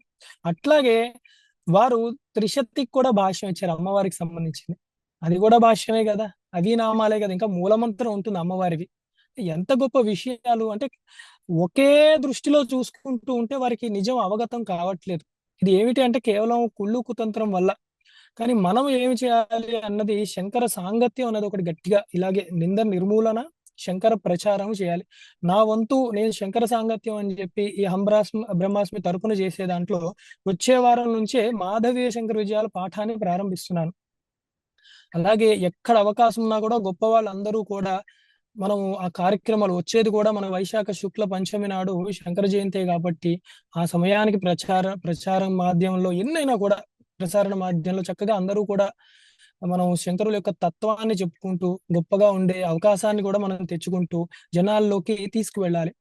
ఇక్కడ ఇంకొకటి, సామాన్యమైన ప్రజల్లో అల్లకల్లోలాన్ని క్రియేట్ చేస్తున్నారు కాబట్టి, దీనికి యాక్షన్ ప్లాన్ లాగా లీగల్ గా ప్రొసీడ్ అవ్వడం అనేది చాలా ఉత్తమమైన మార్గం. జనాలు కష్టపడుతున్నారు ఇక్కడ. మనం వీళ్ళు ఎంత చెప్పినా మనం ఎంత చెప్పినా వీళ్ళు మన శంకర వాంగ్మయాన్ని పట్టుకుంటాం, అదే గతి మోక్షానికి. మనం ఎంత చెప్పినా వారు మరి ఏం చదువుతున్నారో తెలియదు. ఎందుకంటే వైష్ణవులు అన్న పేరు పెట్టుకొని నిజమైన వైష్ణవుడు ఎంత గొప్పగా ఉండాలి, సాత్వికంగా శుద్ధత్వంతో ఉండాలి. ఎలా చూడగలం అంటే విష్ణు భక్తుల్ని చూస్తే తెలుస్తుంది. ఒక ధ్రువుడు ఎలా ఉన్నాడు, ప్రహ్లాదుడు ఎలా ఉన్నాడు, తన యందు అఖిల భూతములందు ఒక భంగి సమహితత్వంబున ఎరుగువాడు. ఒకేలాగా చూస్తాట అంతతత్వాన్ని. భగవద్గీతలో అదే అన్నారు, వాసుదేవ సర్వమితి స మహాత్మాసు దుర్లభ అని. మరి అలా ఉంటారు వైష్ణవులు. అంటే వీరు అవేమి చూసుకోవట్లేరు, చదవట్లేరు. ఇంకా ఇక్కడ సమ్మేళనం ఎలా చేస్తున్నారంటే ఇష్టదేవత ఆరాధన ఒకటి ఉంటుంది మనకి. అలాగే తత్వదర్శనములు వేరే. ఇవన్నీ భారతీయ తత్వదర్శనముల్లో యోగము, సాంఖ్యము, మీమాంస, ఈ వేదాంతము అవన్నీ వస్తాయి. ఇప్పుడు వాటిల్ని ఇక్కడ ఇష్టదేవత ఆరాధన, శైవము, శాక్తేయం ఇలాంటివి కలగాపులగం చేసేసి, అంటే మేము విష్ణుమూర్తిని ఆరాధిస్తే ఖచ్చితంగా మేము ద్వైతులమే అయి ఉండాలి, ఇలాంటి ఒక ధోరణిలోకి వెళ్ళిపోతున్నారు అనమాట. అలాగే ఎక్కడా లేదు కూడా. నాకు తెలిసి చాలా మంది మనందరం కూడా వెంకటేశ్వర స్వామినే కలియుగ దైవం కిందనే మనం ఎప్పుడు నమస్కారం చేసుకుంటూ ఉంటాం. ఈ భస్మధారణ అన్నది వైదికంగా వచ్చిన మార్గం. అలాగా ఎవరి ఉపాసన వేరు, అదే పరబ్రహ్మముని. అలాంటిది వీరు ఇలా కలగాపులగం చేయకూడదు. అందుకే ఖచ్చితంగా వీటికి యాక్షన్ తీసుకోవాలి. ఎందుకంటే వీళ్ళు ఈ మాటలే కాదు, కొన్ని సభలో చెప్పలేనంత దారుణమైన వ్యాఖ్యలు చేస్తున్నారు. శంకరుల యొక్క యోగ శక్తి వాటి గురించి ముఖ్యంగా, అంటే మండన మిశ్రుడుతో జరిగిన వాదనలో వారు ప్రదర్శించిన యోగ శక్తి, దాని గురించి కూడా చాలా నీచంగా కువాక్యలన్నీ చేస్తున్నారు అనమాట. అవన్నీ ఖండించి తీరవలసినదే. ఎందుకంటే వారు చదివింది లేదు. కర్మలు అన్నవి శరీరంతో చేస్తారు, మనసా వాచా కర్మ. ఇప్పుడు ఆ లోపల ఉన్న శక్తే శంకరుల యొక్క శరీరం నుంచే విడివడి ఆ పంచ ప్రాణములు బయటికి వచ్చాయంటేనే ఆ శరీరం తాదాత్మ్యం ఆయనకి లేనే లేదు. అవతల వేరే రాజులో దూరింది అది అన్నప్పుడు కూడా అక్కడ కూడా ఆ రాజుకి సంబంధించిన మనసు వాచ కర్మనే అవుతాయి, జీవన్ముక్తుడికి ఉండవు. ఆయన సాక్షిగా చూసి చేసిన ఒక పని అది. దాన్ని వీరు తప్పుగా దృష్టాంతాన్నంతా చేసి చాలా హేయముగా మాట్లాడి ఇలా చేస్తే ఉంటే మనం కూడా 2 రాళ్లు వేయాల్సి వస్తుంది అనమాట. అంటే ఇప్పుడు పలానా వాళ్ళ ఆచార్యులు వారే అందరికీ ఉపదేశం ఇచ్చి, వారు మహానారాయణ మంత్రాన్ని అందరికీ ఉపదేశం ఇచ్చి వాళ్ళని తరింపజేశారంటే, తరింపజేయడం అన్నది ఎక్కడా జరగలేదు. వారి శిష్యుల్లో ఒకళ్ళు కూడా తరించారు అన్నది దాఖలాలు లేవు. మన గురువు ఏమయ్యాడంటే ఇప్పటికీ ఒకానొక క్షేత్రంలో పాప ఆయన కూర్చోబెట్టారు శిష్యులే. అంత మూర్ఖంగా ఉంటారు శిష్యులు. ఇప్పుడు ఆయన శరీరమే సంస్కారం చేయలేదు, ఆయనకి అంతిమ సంస్కారాలు అలాగే కూర్చొని పెట్టేశారు శిష్యులు. ఎందుకు అంటే వారు అలాంటి పనులు చేశారు కాబట్టి, గురువు చెప్పిన దాన్ని అధిగమించేసి అందరికీ ఆయన ఉపదేశాలు ఇచ్చేసి అలా చేశారు. అటు శిష్యులు తరించలేదు, ఆ గురువు కూడా మనకు తరించినట్టు ఏమి కనపడట్లేదు. ఇలా చెప్పాల్సి వస్తుంది అనమాట. ఇంకన్నీ అంటే ఒక రాయి వేస్తే 10 రాళ్ళు అట్టే తగులుతాయి వాళ్ళకి. అందులో ఇందాక గొప్పగా చెప్పారు, వాంగ్మయం ఎంత ఇచ్చారు శంకరాచార్యులు వారు. అసలు ఎంత నిస్వార్థముగా పీఠాలు అవన్నీ పెట్టారు వారు. అలాంటి గొప్ప విషయాలన్నీ చూసినప్పుడు శంకరులు చెప్పిన వాంగ్మయం అందరికీ ప్రచారం చేస్తూ దాని యందు మాత్రమే శ్రద్ధాభక్తులతో ఉంచుకుని వేరే వాళ్ళని గౌరవిస్తామా అంటే మన గౌరవ భంగము కలగనంత వరకే. ఎవరైనా అంతే. అందరినీ తల్లిగా చూడమంటే, నా తల్లిని ద్వేషిస్తుంటే నేను ఎవరిని తల్లిగా చూడను నేను. మనం కూడా ఆ పరిస్థితుల్లోనే ఉన్నాం ఇప్పుడు. అందుకని వారి గౌరవం వాళ్ళు నిలబెట్టుకోవాలి, వాళ్ళ మర్యాద వాళ్ళు నిలబెట్టుకోవాలి. చిన్నపిల్లల్ని అడిగినా చెప్తారు, మర్యాద ఇచ్చి పుచ్చుకోండి అని. ఇవ్వనప్పుడు పుచ్చుకోవడం అనేది సహజంగానే ఉండదన్నమాట. ఒక చిన్న దృష్టాంతం చెప్తాను. ఒకానొక చిన్న ఎలకట ఒక ఇంట్లో ఒక గుహలో కూర్చొని, సింహం నా జోలికి రాదు, సింహం నా దగ్గరికే రాలేదు, దానికి నేనంటే భయము, నేను చాలా గొప్పదాన్ని అని చెప్పిందిట. అక్కడున్న ఎలకలు, బొద్దింకలు అవి వింటూ కూర్చునేట. అరే ఎంత గొప్పది మన ఎలక ఇలా చెప్పింది అని. విషయం ఏమిటంటే సింహం యొక్క శక్తి తెలియాలంటే ఏనుగుని అడగాలి, ఎలకని కాదు. ఇంట్లో ఎక్కడో దాక్కొని గుహలో ఉండి మాట్లాడేదాన్ని కాదు. అందుకని శాస్త్ర చర్చన్నా వాళ్ళు సిద్ధంగా ఉండాలి. లేదు చక్కటి సంస్కారంతో మాట్లాడాలన్నా అది ఉండాలి. లేదా వారెన్నో కోట్లు పెట్టి కట్టుకున్న వారి యొక్క స్థలంలో సమయం సందర్భానుచితంగా వారి యొక్క వైభవాన్ని వారు చెప్పుకోవడం ఉత్తమం. ఒకవేళ లేకపోతే హరినామ స్మరణే గొప్పది. ఆ విష్ణు సహస్రనామాలు చదువుకుంటూ ఉన్నా నయం. అంతేగాని వేరే వాళ్ళని నిందిస్తూ ఉంటే భగవంతుడే సంతోషించడు. అని చెప్తూ అందరం కూడా చక్కగా ఈ యొక్క కార్యక్రమాన్ని మళ్ళీ మళ్ళీ కూడా మనం కలుసుకుంటూ కొత్త కొత్త విషయాలు తెలుసుకుంటూ కూడా ఇటు శంకరుల యొక్క గొప్పతనాన్ని ఇంకా గొప్పగా ప్రచారం చేసుకుంటూ ఉండాలి మనము. అలాగే వేరే ఎవరు వచ్చినా కూడా ఇందాక పెద్దలందరూ చెప్పారు మాట, అట్లా ఇంకోసారి మళ్ళీ వాళ్ళు ఇలాంటి సాహసం చేయకూడదు. ఒకసారి రాయి వేసినప్పుడు భరించాడంటేనే 10 రాళ్ళు వేయడానికి సిద్ధంగా ఉంటారు, తయారవుతూ ఉంటారు. అందుకని మనం ఇంకెప్పుడు కూడా అలాంటి స్థితి ఎవరికి కలగకూడదు. అందరూ గట్టిగా ఉండాలి. మన ఆచార్యులు మనకి గొప్ప. ఒక్కళ్ళు ఇప్పుడు మన వాళ్ళు కూడా ఎంతో మంది నేను చూశాను, చాలా సౌమ్యంగా మాట్లాడతారు. ఎందుకంటే మన గురువు గారు ఇచ్చిన సంస్కారం అది. అందుకని మనం అందరినీ గౌరవిస్తూనే ఉన్నారు. కానీ అవతల వాళ్ళు ఒక్కసారి శంకరులు గొప్పవారు అన్న మాట ఏ ఒక్కడు అనలేదు, మీరు గమనించండి. అంటే వారు అవును అలా అవును అనడానికి కూడా వారికి ఇష్టం లేదు. ఆ మనసు సపోర్టే చేయదు. మరి మనం ఎందుకు వాళ్ళకి అయ్యా మీరు గొప్పవాళ్ళు అని అనడానికి మనం ఊరికే అనక్కర్లేదు. అది నేను అనేదన్నమాట. మన మర్యాద మనం కాపాడుకుంటూ ఉందాము. మనం ఏం దిగక్కర్లేదు. అవసరం లేదు, కర్మ లేదు. మన జగద్గురువులు అంత గొప్పవారు. జగత్తుకి గురువులు వారు. జగత్తులో ఏ మూల ఎవరొచ్చినా కూడా వారికి మార్గదర్శనం చేయగలిగే సత్తా ఉన్నవారు. మనం చూస్తూనే ఉన్నాం శాస్త్ర సభల్లో ఎలా ఉంటారు. సింహ గర్జన అద్వైత సింహం వారు. అందుకని అలాంటి జగద్గురువులకి నమస్కారం చేసుకుంటూ ఆ శ్రీమన్నారాయణమూర్తిని అలాగే శంకరుణ్ణి జగన్మాతను కూడా ప్రార్థిస్తూ ఈ కలిగిన ఒక వైక్లభ్యం అతి త్వరగా వీడి ఎవరు ఇలాంటిది ప్రారంభించారో వారే వచ్చి క్షమాపణ చెప్పడం అన్నది పెద్ద మాట. అది వారి నుంచి ఎక్స్పెక్ట్ చేయలేము. కనీసం ఏదో దొర్లింది అని అన్న ఒప్పుకున్నా చాలా మంచిది. ఇది లోకానికి సామరస్యాన్ని కలిగించడానికి. అందుకే సత్యం బ్రూయాత్ ప్రియం బ్రూయాత్ న బ్రూయాత్ సత్యమ ప్రియం అని కూడా అన్నారు కదా. అంటే కనీసం ఇంగితం ఉన్న వాళ్ళు ఎవరన్నా కూడా ఒకరిని బాధ పెట్టే పని చెయ్యరు. ఎందుకంటే మనసావాచ కర్మనే కూడా ఎవరిని బాధ పెట్టద్దని చెప్తున్నారు. అలాగ సన్యాసి వస్త్రములలో ఉన్నవారు అసలు చేయకూడదు అని నా ఉద్దేశం. ప్రభావితం చేస్తారు వారు తెలియకుండా, గుడ్డిగా నమ్ముతారు. యద్యద్ ఆచరతి శ్రేష్ఠ తత్త దేవేతరో జనః అని చెప్పి ఆచార్యులు స్థానంలో ఉంటే గుడ్డిగా నమ్ముతారు వాళ్ళని. దాని యొక్క ఇంపాక్ట్ మనం ఇప్పుడు చూస్తున్నాం అనమాట. అల్లకల్లోలం అవుతోంది అనమాట. వినే స్థితిలో కూడా జనాలు లేరు అని చెప్పి, అందుకే మనందరం కూడా ఆ జగద్గురువుల్ని జగన్మాతను నమస్కారం చేసుకుంటూ అందరికీ సద్బుద్ధి వచ్చి ఈ చిక్కుముడి ఎలా వచ్చిందో అలాగే విడాలి అని చెప్పి కోరుకుంటూ ఈ అవకాశం ఇచ్చినందుకు అందరికీ కూడా మరొకసారి ధన్యవాదాలు చెప్తూ నమస్కారం అండి. నమశంకరాయ. ధన్యవాస్మి రామచంద్రమూర్తి గారు. మీరు ప్రయాణంలో ఉండి కూడా జాయిన్ అయ్యి మా కోసం మాట్లాడినందుకు. ఇప్పుడు పూజ్యులు పెద్దలు కుప్ప శ్రీనివాస శాస్త్రి గారు ఉన్నారు. గురువు గారు నమస్కారం. క్లుప్తంగా అయ్యా మీరు మ్యూట్ లో ఉన్నట్టున్నారు.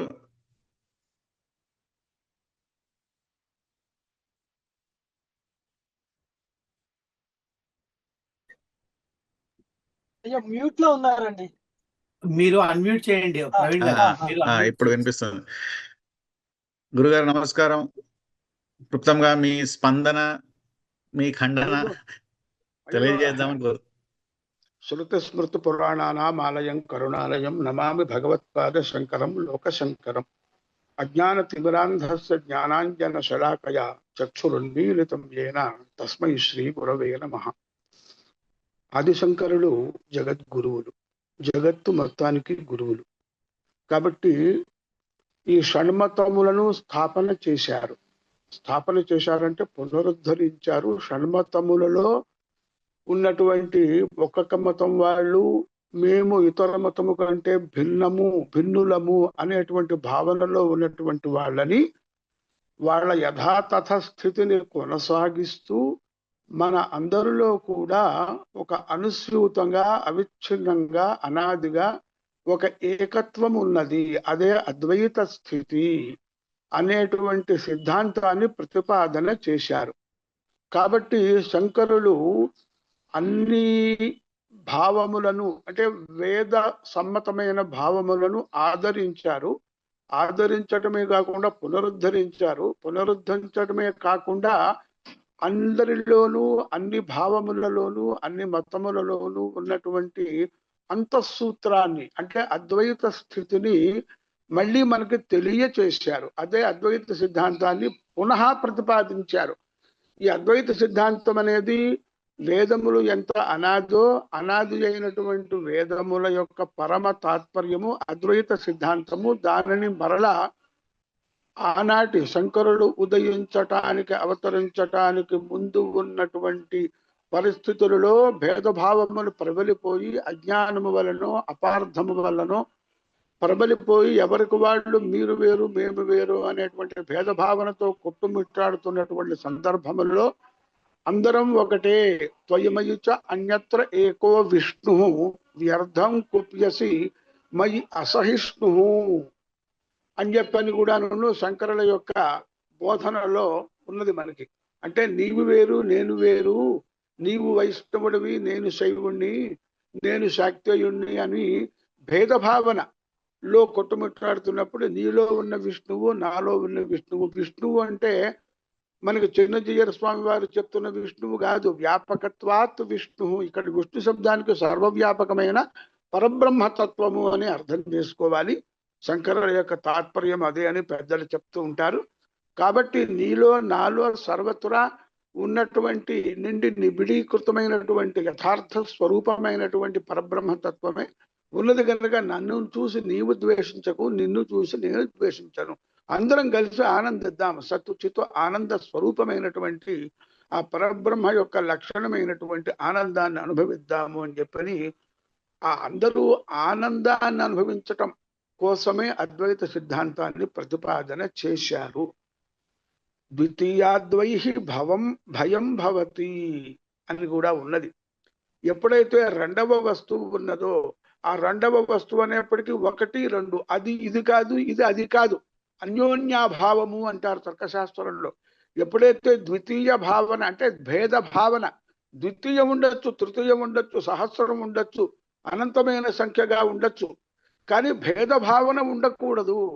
ఆ భేద భావనని పోగొట్టారు. అదే అద్వైతం యొక్క సిద్ధాంతం యొక్క గొప్పతనము, ఆవశ్యకత. నేటి కాలానికి శంకరుల యొక్క పరమ అనుగ్రహము. ఇప్పుడు ఏమైందంటే ఇప్పుడు కలియుగం కదా, కలిపురుషుడు యొక్క ప్రభావం ఎక్కువ ఉంటుంది. ఉత్తములైనటువంటి వాళ్ళని కూడా కలిపురుషుడు ప్రవేశించి వాళ్ళని అజ్ఞానానికి ప్రచోదన చేస్తూ ఉంటాడు. ఆ విధముగా గురుస్థానంలో ఉన్నటువంటి కొంతమందిలో కలిపురుషుడు ప్రవేశించి ఇటువంటి భేదభావాన్ని వాళ్ళ నోటి నుంచి పలికిస్తున్నాడేమో అని నాకు అనిపిస్తూ ఉన్నది. కాబట్టి ప్రస్తుతము మరి కాలంలో మరొక శంకరులు అవతరించవలసినటువంటి అవసరము ఏర్పడింది. అంటే ఆది శంకరులు అవతరించక ముందు 72 మతాలు ఆదిశంకరుల యొక్క అష్టోత్తర శతనామ స్తోత్రంలో ద్విసప్తతి మతోక్షేత్రే నమః అనేటువంటి గొప్ప నామం ఉంది, ఆదిశంకరుల నామం. ఆ విధముగా 72 అన్నారు. ఇంకా ఎక్కువ ఉండొచ్చు, తక్కువ ఉండొచ్చు, సుమారుగా 72 అని చెప్పారు. ఈ 72 అవైదిక మతములను కూడా ఖండించి అన్నిట్లోనూ వైదికత్వాన్ని, వైదిక అంటే వేదం యొక్క పరమ సిద్ధాంతమైన అద్వైత తత్వాన్ని స్థాపన చేశారు. నీవున్న స్థితిని నీవు పోగొట్టుకోవక్కర్లేదు, ఎలా ఉన్నావో అలా ఉండు, భావనలో మాత్రం అద్వైత భావనని అనుభవించు అని చెప్పారు. ఆ విధముగా పునః ఆదిశంకరులు అవతరించి, అంటే ఆదిశంకరులు లాంటి జగద్గురువులు, మహానుభావులు, తత్స్థానీయులు. ఎందుకంటే జగద్గురువులు ఆదిశంకరులు అవతరించిన తరువాతనే, అంతకంటే ముందు ఏమన్నా ఉన్నప్పటికీ మనకి చరిత్రగాధారాల్లోకి వెళ్దాం, తర్వాత సంగతి అది. ఉన్నప్పటికీ కూడా వాళ్ళల్లో కూడా ఆదిశంకరులలో ఉన్నంత అద్వైత భావన, అభేద స్థితిని చెప్పిన వాళ్ళు లేరు.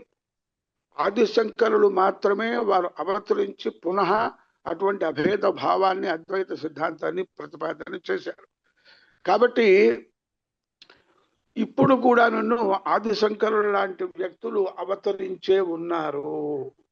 వారు రంగంలోకి దిగుతారు. ఆదిశంకరులు ఎట్లా అయితే ఆ 72 మతములను మరి ఖండించి ఒకటైనటువంటి అద్వైత సిద్ధాంతాన్ని ప్రతిపాదించారో అటువంటి సిద్ధాంతాన్ని ప్రతిపాదించవలసిన అవసరం ఉన్నది. కాబట్టి ఆనాడు ఆసేతు హిమాచలము కూడా ఆదిశంకరులని అనుసరించారు. కాబట్టి మనము ముఖ్యంగా మనము ఎవరైతే ఉన్నామో మనము ఒకటి చెయ్యాలి. ఒక తత్వాన్ని ప్రతిపాదన చేయాలంటే ఆదిశంకరులు ఎంత అధ్యయనం చేశారు, ఎంత ప్రచారం చేశారు. కాబట్టి ఒక విషయము మనకి ప్రజల్లోకి బాగా తీసుకుని వెళ్ళాలి అంటే ప్రజల్లోకే కాదు, వ్యక్తిగతంగా మనందరికీ కూడా అధీతి బోధ ఆచరణ ప్రచారములు చాలా అవశ్యం. కాబట్టి ప్రస్తుతము ఆదిశంకరుల గురించి, ఆదిశంకరులు ప్రతిపాదించినటువంటి అద్వైత తత్వాన్ని గురించి మనము అందరము కూడా ఆదిశంకరుల అనుయాయులము ఎవరైతే ఉన్నామో మనమందరం కూడా ఇంకా ఎక్కువగా అధ్యయనం, బోధ అంటే అర్థం చేసుకోవటం, అధ్యయనం చేయటం, అర్థం చేసుకోవటం, అధీత బోధ, దానిని ఆచరణలో పెట్టడం, దానిని ప్రజల్లోకి ఇంకా ఎక్కువ ప్రచారంలోకి తీసుకువలసినటువంటి బాధ్యత మనందరి మీద ఉన్నది. ఇందాక శ్రీరామచంద్రమూర్తి చెప్పినట్టుగా మరి శంకర విజయాన్ని నేను పాఠాలు చెప్పడానికి ప్రారంభిస్తున్నాను, ఆలోచన చేస్తున్నాను అన్నారు. ఆ విధంగా మనందరికీ కూడా ఆధారభూతమైనటువంటిది ఆదిశంకర దిగ్విజయము.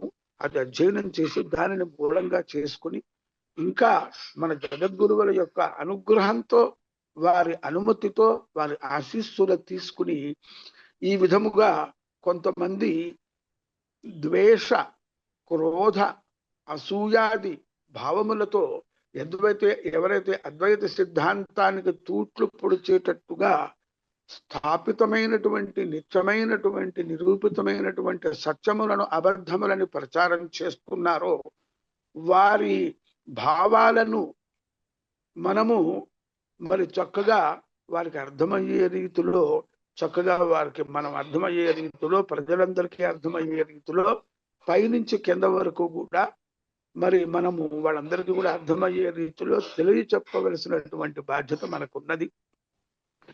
మరి అంతేకాకుండా వారు చేస్తున్నది ఎలా ఉందంటే, ఇంగ్లీష్లో ఒక సామెత ఉంది, కన్విన్స్ ఆర్ కన్ఫ్యూజ్. వాళ్ళు కన్విన్స్ కాలేకపోతున్నారు, కన్విన్స్ చేయలేక కన్ఫ్యూజ్ చేయడానికి ప్రయత్నం చేస్తున్నారు.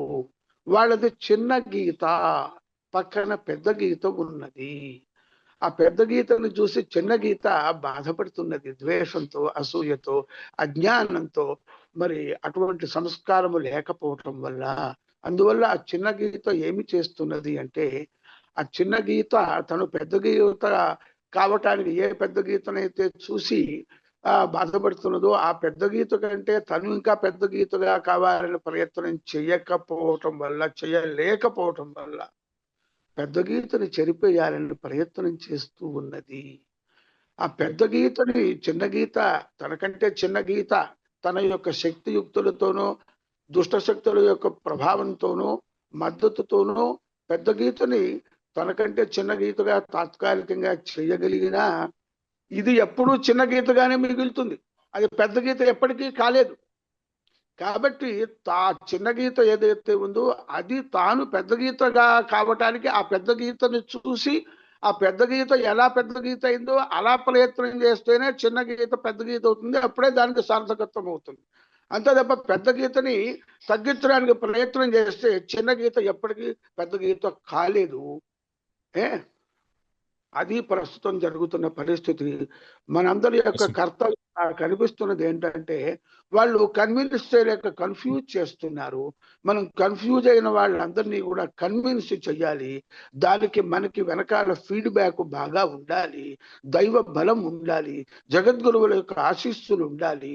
అందువల్ల మనం అధీతి బోధ ఆచరణ ప్రచారములన్నింటినీ కూడా పెద్దగా ఉద్యమంగా తీసుకుని మనము ఎప్పుడు అవకాశం ఉంటే అప్పుడు అంతా కూడా మనం అందరం కూడా ఆ ప్రయత్నంలో మనం ముందుకు వెళ్దాము, అందరినీ కూడగట్టుకుందాము, సమాజాన్ని చైతన్యవంతం చేద్దాం, జాగృతం చేద్దాం. We will make society aware, realise what is the truth. మీలాంటి పండితులు, పూజ్యులు అందరూ ముందుగా నడుస్తూ ఈ శంకర విజయాన్ని లేదా ఈ సాహిత్యాన్ని, వేదాన్ని, శాస్త్రాన్ని, నిజాలను మాకు చెప్తా ఉంటే ఒక యువ శంకర కింకరులుగా మాలాంటి వారు దిలీప్ అండ్ మన సాత్విక్ అందరు కాల్లో ఉన్నారు. మేమందరం కూడా ముందు నడుస్తూ దీన్ని ఇంకా ముందుకు తీసుకెళ్తామని ప్రామిస్ చేస్తూ మనం మళ్ళీ ఈ కాల్లో జాయిన్ అవుదాం. ఎందుకంటే 2 నిమిషాల్లో మళ్ళీ ఇది క్లోజ్ అయ్యేటట్టుంది. మళ్ళీ కాల్లో జాయిన్ అవుదాం. నెక్స్ట్ దిలీప్ గారు మాట్లాడుతాం. అలాగే. శుభం శుభం శుభం శుభం. అందరికీ నమస్కారం అండి. అందరు జాయిన్ అవ్వండి. అందరికీ నమస్కారం అండి. సభాయ నమః. శ్రీ గురుభ్యో నమః. ఇంతకు ముందు ప్రముఖులు చెప్పినట్టుగా, పెద్దలందరూ చెప్పినట్టుగా, మనకి శివద్వేషం లేదు, విష్ణుదేశం లేదు అనడానికి అయ్యా అయ్యా ఒక చిన్న తప్పుగా అనుకోవద్దు. ఇది 2 నిమిషాల్లో, 1 నిమిషంలో క్లోజ్ అయిపోతుంది ఇది. మరలా జాయిన్ అవుదామండి, ఒక్క క్షణం తప్పుగా అనుకోదా. ఎందుకంటే మీరు మొదలుపెట్టిన తర్వాత మళ్ళా డ్రాప్ అవుతుంది కదా, మళ్ళా ప్రారంభం చేయకుండా ప్రారంభం నుంచే దాంట్లో జాయిన్ అవుదాం. మళ్ళీ అదే అలాగే సేమ్ మళ్ళీ జాయిన్ అవ్వండి. అది సేమ్ లింక్. అలాగే కార్యాచరణ క్లుప్తంగా. అలాగే. నమస్కారం అండి. సభాయనమ శ్రీ గురుభ్యో నమః. ఇంతకు ముందు చెప్పినట్టుగా, మన పెద్దలందరూ సభలో చెప్పినట్టుగా, మనకి వైష్ణవ ద్వేషం లేదు అనడానికి ఒక నిదర్శనం ఏంటంటే, మనం పాటించే ఆ, నిత్య కర్మలో భాగంగా సంధ్యావందనంలో త్రికాలము మనం ఒక శ్లోకం పఠిస్తాం. శివాయ విష్ణు రూపాయ శివరూపాయ విష్ణువే శివస్య హృదయం విష్ణు విష్ణుస్య హృదయం శివ అని మనం త్రికాలము అది పఠిస్తున్నాం. కాబట్టి నిస్సందేహంగా మనకి ఎటువంటి ద్వేషము లేదు. అలాగే మనం చేసేటటువంటి శివ పంచాయతన పూజలో విష్ణువుని ఆరాధిస్తున్నాం. కాబట్టి నిస్సందేహం, నిస్సంకోచంగా మనకి ఎటువంటి ద్వేషము లేదు. ఇంకొక విషయం ఏంటంటే, ఆదిశంకరాచార్యుల వారు భారతదేశం అంతటా మఠాలను స్థాపించి ఒక కీలకమైన కాలంలో వేద ధర్మాన్ని పునరుద్ధరించారు. ఆయన చేసిన సేవ ఆ చారిత్రకంగా అపారమైంది. తర్వాత సాంప్రదాయాల నుండి వచ్చిన విమర్శలు ఆ మహత్తరమైన కృషిని ఎటు ఎటువంటి సందేహం లేకుండా చెరిపివేయలేవు అని నా అభిప్రాయం. కాబట్టి ఆ ఇంతటితో నేను ముగిస్తున్నానండి. నమస్కారం అందరు. ధన్యవాదాలు దిలీప్ గారు, మీ అభిప్రాయం తెలిపినందుకు. నెక్స్ట్ సాత్విక్ శర్మ గారు.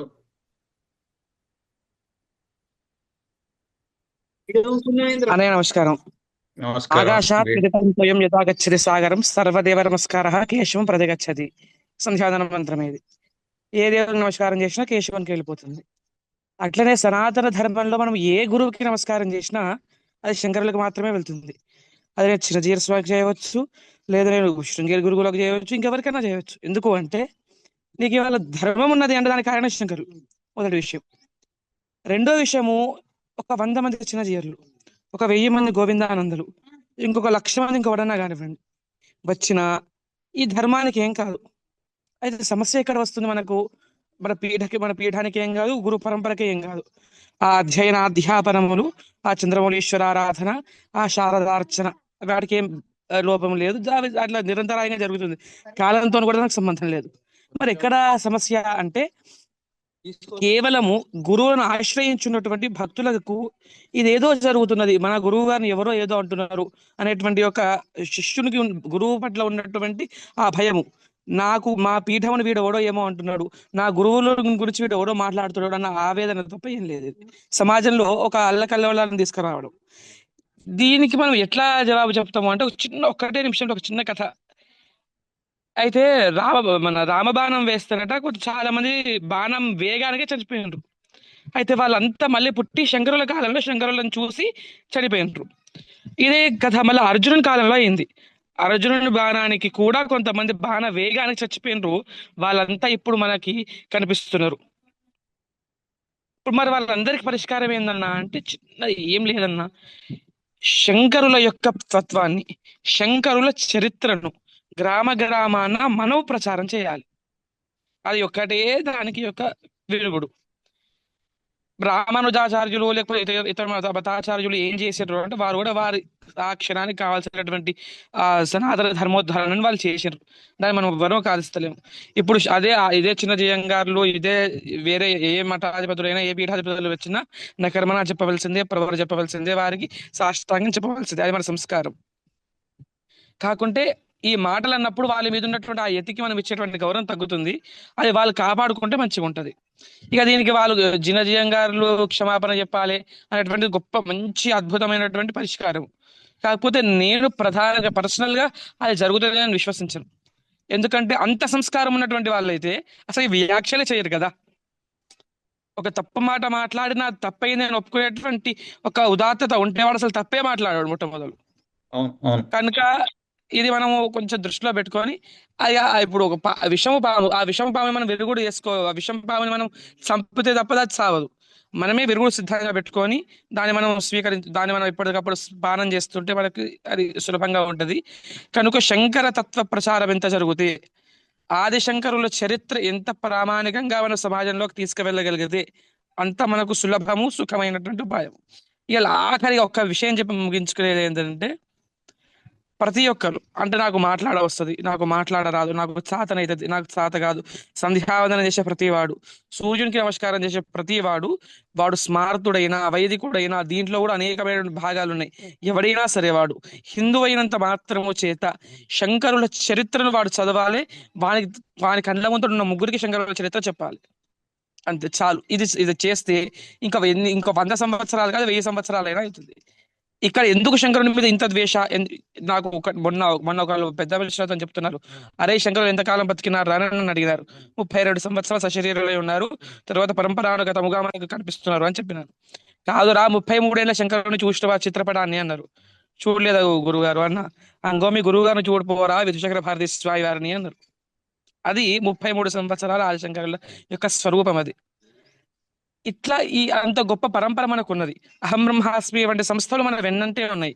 కాబట్టి దీన్ని మనం ఎంత విస్తృతంగా ప్రతి ఊర్లో, ప్రతి గ్రామంలో, ప్రతి ఇంట్లో, ప్రతి పూజా మందిరంలో ఆదిశంకరులను మనము కార్యకర్తలుగా, ఒక పామర శంకర భక్తులుగా ఎంత కృషి చేస్తామన్నది ముఖ్యము.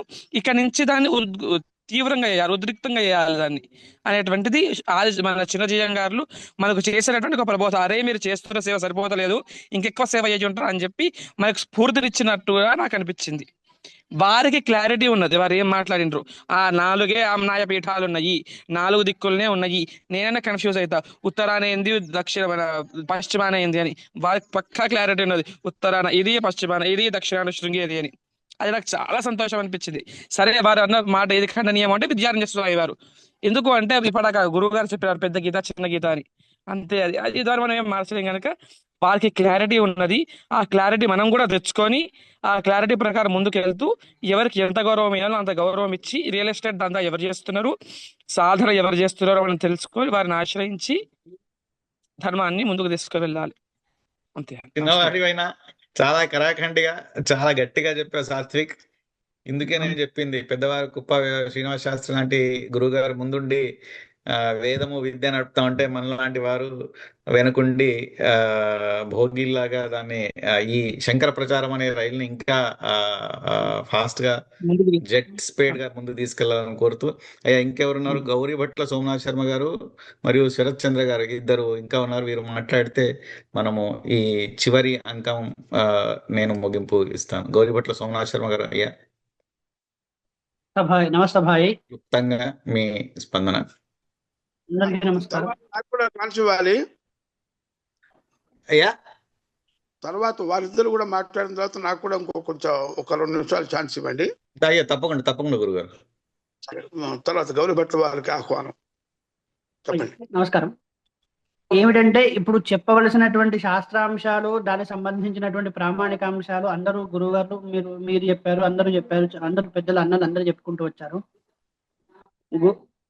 గుకారశ్చాంధకారశ్చ అనేటువంటిది ఏదైతే సూత్రం ఉందో, ఆ గురువు అనేటువంటి వాళ్ళు మన అజ్ఞానాన్ని తొలగించడానికి ఉండేటువంటి స్థానం అది.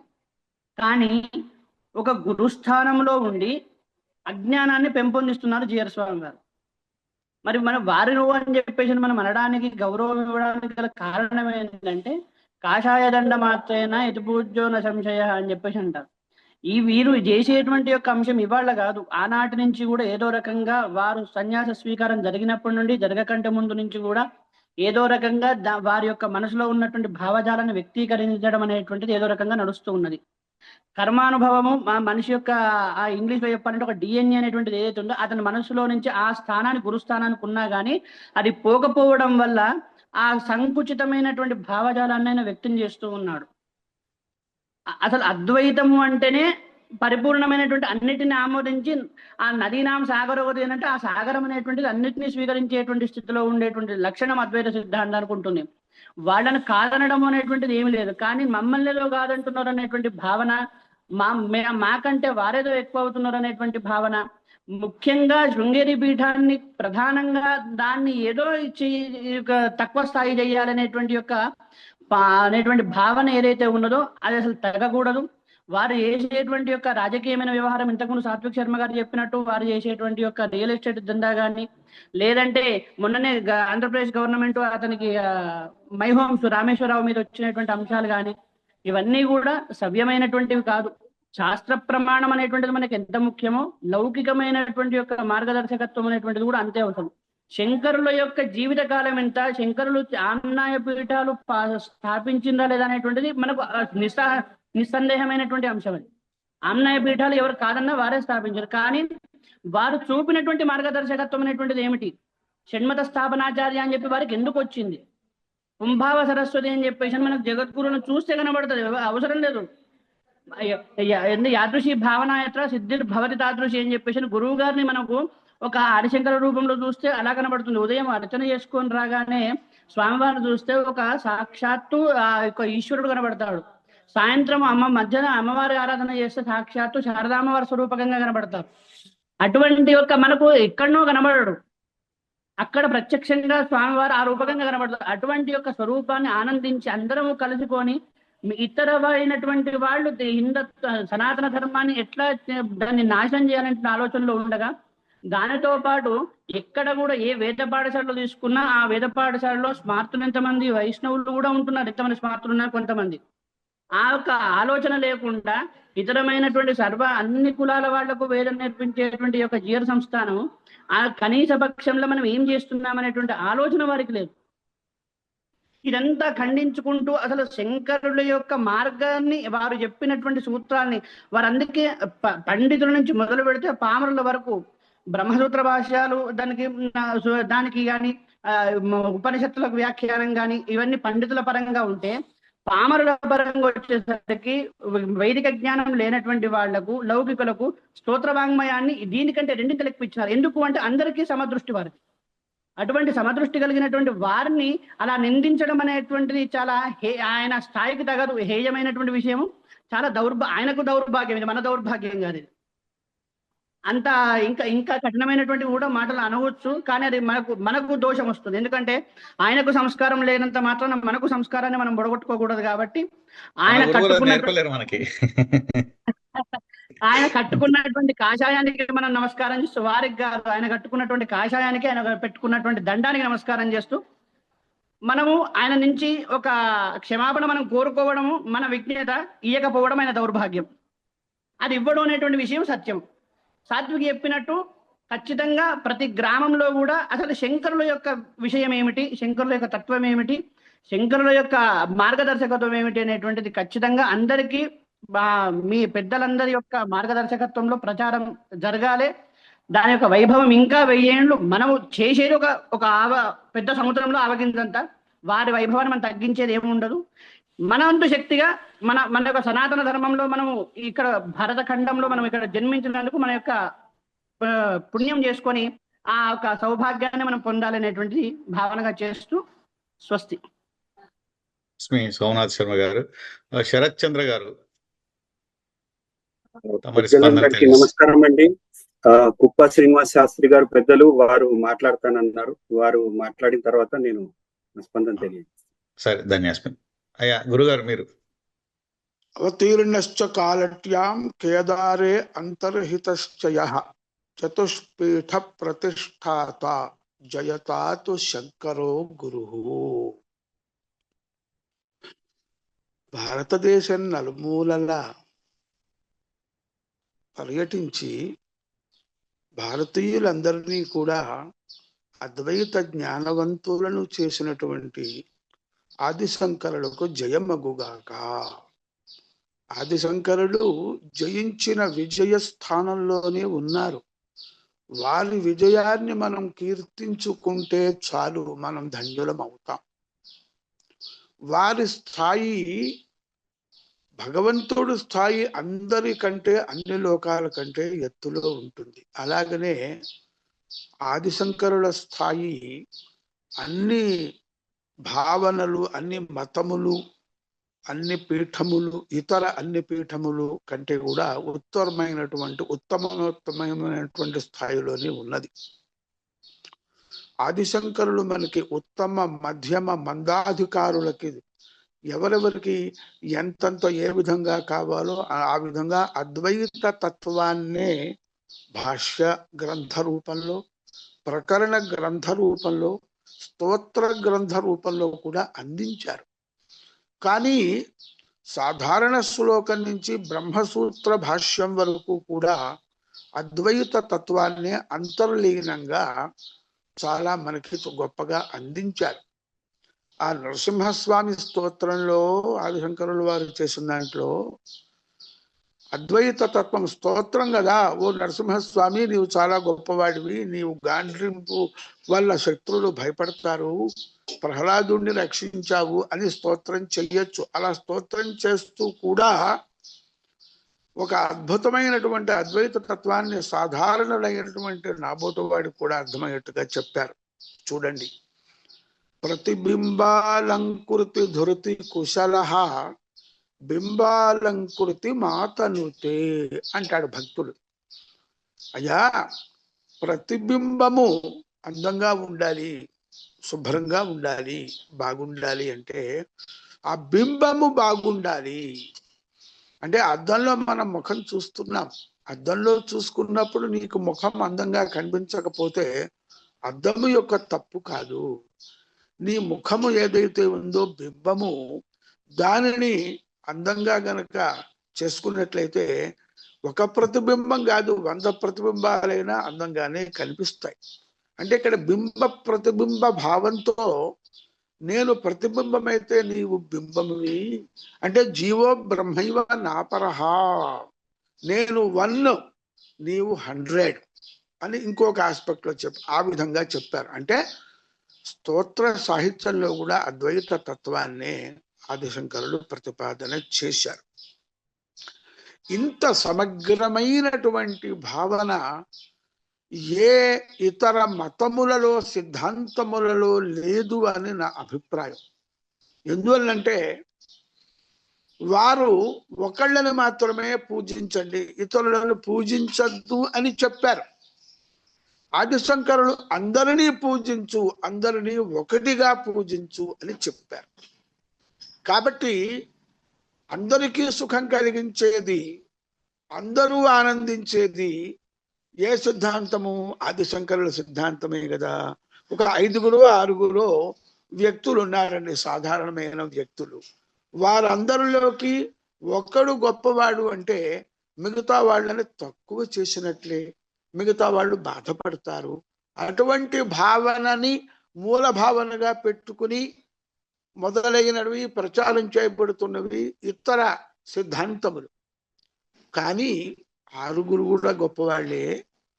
6 కలిసి 6లోనూ ఒకే విధమైనటువంటి తత్వం ఉన్నది, 6లోనూ అద్వైత తత్వం ఉన్నది. ఎందుకంటే 6 ఇక్కడ ఒక చోట మనం కలిసి ఉన్నాము అంటే 6లోనూ ఒక ఐకమత్యం అనేటువంటిది, ఏకత్వం అనేటువంటి ఒక తత్వం ఉన్నది అని సూక్ష్మమైనటువంటి విషయాన్ని బహిర్గత పరిచి ఈ 6 కూడా సమానమే, ఎవరికి ఎవరం తీసిపోము, అందరం ఒకటే, అందరం ఆనందంగా ఉండాలి, అందరం ఒకటే అనేటువంటి భావనని అందరిలో కలిగించి అందరికీ ఆనందాన్ని పంచిపెట్టినటువంటి వాళ్ళు ఆదిశంకరులు. అందుకనే వారు జగద్గురువులు అయినారు. అందుకనే వారు చెప్పిన అద్వైత సిద్ధాంతం అందరికీ అనుకూలంగా ఉంటుంది, ఆనందకరంగా ఉంటుంది, సౌకర్యంగా ఉంటుంది, అవశ్యము ఆచరణీయంగా కూడా ఉంటుంది. అదిగో ఆ సిద్ధాంతాన్ని, సూక్ష్మమైనటువంటి సిద్ధాంతాన్ని మనం పట్టుకుని అందరికీ అందించే ప్రయత్నం చెయ్యాలి. చూడండి, ఇప్పుడు ఒక మతం ఉంది, ఒక సిద్ధాంతం ఉంది, వాళ్ళల్లో వాళ్ళకే అతి చిన్న విషయం మీద చాలా పెద్ద గొడవలు జరుగుతున్నాయి. అంటే కానీ దీనిని బట్టి వాళ్ళలో భేదభావన, ఆ భేదభావన వల్ల వచ్చేటువంటి దుఃఖము, ద్వేషము, అసౌకర్యము, అశాంతికి దారి తీసేటట్లుగా వాళ్ళ ప్రవచనాలు కానీ, వాళ్ళ ప్రవర్తనలు కానీ, వాళ్ళ మాటలు కానీ, వాళ్ళ ఆచరణ కానీ ఉన్నది. అద్వైతంలో షణ్మత స్థాపనాచార్యులు కనుక అందరినీ సమానంగా చూసినటువంటి ఆనందము ఆదిశంకరులు చెప్పిన తత్వంలో ఉన్నది. సో ఈ ఆదిశంకరులు చెప్పిన అద్వైత తత్వమే అందరికీ ముఖ్యంగా ఈ కలియుగంలో, ఈ ప్రపంచంలో, ఈ ప్రపంచ పటం మీద ఉన్నటువంటి దేశములలో, జాతులలో ఒకళ్ళను ఒకళ్ళు చూసి ద్వేషభావంతో ఒకళ్ళనొకళ్ళు చంపుకునేటువంటి అశాంతికరమైన నేటి పరిస్థితులలో అత్యంతము అర్జెంటుగా, అంటే అత్యవసరంగా వెంటనే సమాజానికి, ప్రపంచానికి, అన్ని జాతుల వారికి అవసరమైనటువంటిది ఆదిశంకరులు మనకు నేర్పించినటువంటి అద్వైత తత్వము, అద్వైత సిద్ధాంతము. వాళ్ళు చూడండి, ఒకరిని పూజించి ఇంకోటిని పూజించద్దు, వాడు గొప్పవాడు కాదు అని కూడా చెప్తున్నారు. ఈ ఆదిశంకరులు స్థాపించినటువంటి పీఠములలో అత్యంత విశిష్టమైనటువంటి శృంగేరి పీఠము యొక్క గొప్పతనము మనం తెలుసుకుందాం. ఆదిశంకరులు చెప్పిన దాంట్లో ప్రతిబింబాలంకృత చతుర్హ అని అతి సాధారణమైనటువంటి స్తోత్రంలో కూడా అద్వైత తత్వాన్ని ప్రతిపాదన చేశారు. ఒక భక్తుడు భగవంతుణ్ణి ప్రార్థించటము, భగవంతుని యొక్క అనుగ్రహం పొందటం అనేటువంటి ఒక ప్రక్రియ కంటే కూడా ఇంకా ఉన్నతమైనటువంటి భావనని మనకి ఆ స్తోత్రంలో ఆదిశంకరులు ఆ విధమైనటువంటి అద్భుతమైనటువంటి రచన చేయటము ద్వారా నీవు ఎంతవరకు ఉన్నతంగా ఆలోచించి అద్వైత తత్వాన్ని, పరబ్రహ్మ తత్వాన్ని అందుకోగలుగుతామో అంత గొప్ప సాధారణమైనటువంటి వాక్యములలో కూడా మనకి అందించారు. సాధారణమైనటువంటి వాక్యముల ద్వారా కూడా మనకు అందించారు. అదిగో ఆ ఆదిశంకరులు చెప్పినటువంటి సాధారణ స్థాయి, అంటే సాధారణం అంటే ఒక వ్యవహారం కోసం చెప్తున్నాం. All are equal. All books which were written by Adi Shankara are equal and teaching the same essence of Advaita. అది మనం పట్టుకుని నలుగురికి ప్రచారం చెయ్యాలి. దానివల్ల మనము వారిని క్షమాపణ చెప్పండినో వెనక్కి తీసుకోండినో కూడా అడగక్కర్లా. వాళ్ళకి గనక విజ్ఞత గనక ఉన్నట్లయితే, అసూయాద్వేషముల యొక్క ప్రభావం వారిలో తగ్గిపోయినట్లయితే వారంతర వారే సరెండర్ అవుతారు. కాబట్టి మనము మన తత్వాన్ని, అమృతాన్ని, మోహిని అవతారంలో విష్ణుమూర్తి అమృతాన్ని దేవతలందరికీ పంచిపెట్టినట్లుగా దేవతల లాంటి సత్స్వభావము, సత్ హృదయము, సహృదయులైనటువంటి వ్యక్తులందరికీ కూడా మనము ఆదిశంకరులు అందించినటువంటి అద్వైత అమృతాన్ని మనం బాగా కృషి చేసి తెలుసుకొని పంచిపెడదాం. దాని వలన ఈ యొక్క అజ్ఞానము, అంధకారము అనేది దానంతట అదే నశించిపోతుంది. ఒక దీపం వెలిగిద్దాము, 2 దీపాలు వెలిగిద్దాం, 10 దీపాలు వెలిగిద్దాం. ఆ విధంగా జ్యోతిని, కాంతిని, వెలుగుని పెంచినట్లయితే చీకటి దానంతటదే తగ్గిపోతుంది. ఆ చీకటి కూడా వెలుగులో కలిసిపోయి తానుగు కూడా వెలుగు అయిపోయి కాంతిని పొందుతుంది. అది కూడా ధన్యమవుతుంది. చీకటి కూడా ఆగుతుంది. మీరు చెప్పినవన్నీ తప్పకుండా మీరు చెప్పింది శంకర తత్వ ప్రచారం చేస్తూ ప్లీజ్ చూడండి. చంద్రశేఖర భారతి మహాస్వామి దగ్గరికి క్రైస్తవుడైనటువంటి విదేశీయుడు వచ్చి వారితో సంభాషణ చేసి, అయ్యా నేను హిందూ మతంలోకి మారిపోతాను అంటే, అక్కర్లేదు, నీవు క్రైస్తవుడు, శుద్ధ క్రైస్తవుడుగా మారు, సర్వదేవ నమస్కార కేశవం ప్రతిగచ్చతి అని అద్వైత తత్వాన్ని ఎంత అందంగా చెప్పారో చూడండి. ఆ సమయంలో నువ్వు హిందూ మతంలోకి రమ్మన్నా కూడా ఆయన రావటానికి సిద్ధంగా ఉన్నప్పటికీ కూడా అక్కర్లేదు, నీవు అక్కడ ఉన్నా కూడా నీవు భగవంతుడి యొక్క అనుగ్రహాన్ని పొందొచ్చు అని చెప్తారు. అది అద్వైత తత్వం యొక్క గొప్పతనం, సమగ్రత, ఇంటెగ్రిటీ. అది అర్థం చేసుకోలేని వాళ్ళు ఏవో అవాకులు చవాకులు వాగుతూ ఉంటారు. ఆ ఇంటెగ్రిటీని మనం సమాజానికి, ప్రపంచానికి అందించడానికి ప్రయత్నం చేద్దాం. ఇటువంటి ప్రయత్నం చేస్తున్నటువంటి ఈ శంకర నిందా నిర్మూలన సభ్యులందరికీ కూడా చాలా సంతోషకరమైనటువంటి ధన్యవాదాలు, అభినందనలు తెలుపుతున్నాను. ధన్యవాస్మి. ధన్యవాదాలు గురువు గారు. మీలాంటి వారు ఉంటే మేము ఇంకా ఇంకా కృషి చేస్తామని కోరుతూ చివరిగా శరత్ చంద్ర గారు మాట్లాడి, ఇంకా 5 నిమిషాలు ఉంది, అందరికి చెప్తున్నాను, మీరు క్లుప్తంగా మాట్లాడితే ముగిద్దాం. తప్పకుండా అండి. సభాయ నమ శంకరాయ. పెద్దలందరికీ నమస్కారం అండి. మనము శంకర్ల మీద చిన్నజీయర్ స్వామి వారు చేసిన వ్యాఖ్యల గురించి మాట్లాడుతున్నాము. ఇక్కడ ఆయన మరొక వ్యాఖ్య కూడా చేశారు. విద్యారణ్యులు విజయనగర సామ్రాజ్యానికి గైడ్ గా ఉన్నారు అని అన్నారు. వారు గైడ్ కాదండి, కర్ణాటక సింహాసన స్థాపనాచార్యులు. శంకర్లు మనకి ఎంతనో, విద్యారణ్యులు కూడా మనకు అంతే. ఈ రోజు విద్యారణ్యులు లేకపోయి ఉంటే సమతామూర్తి లేదు.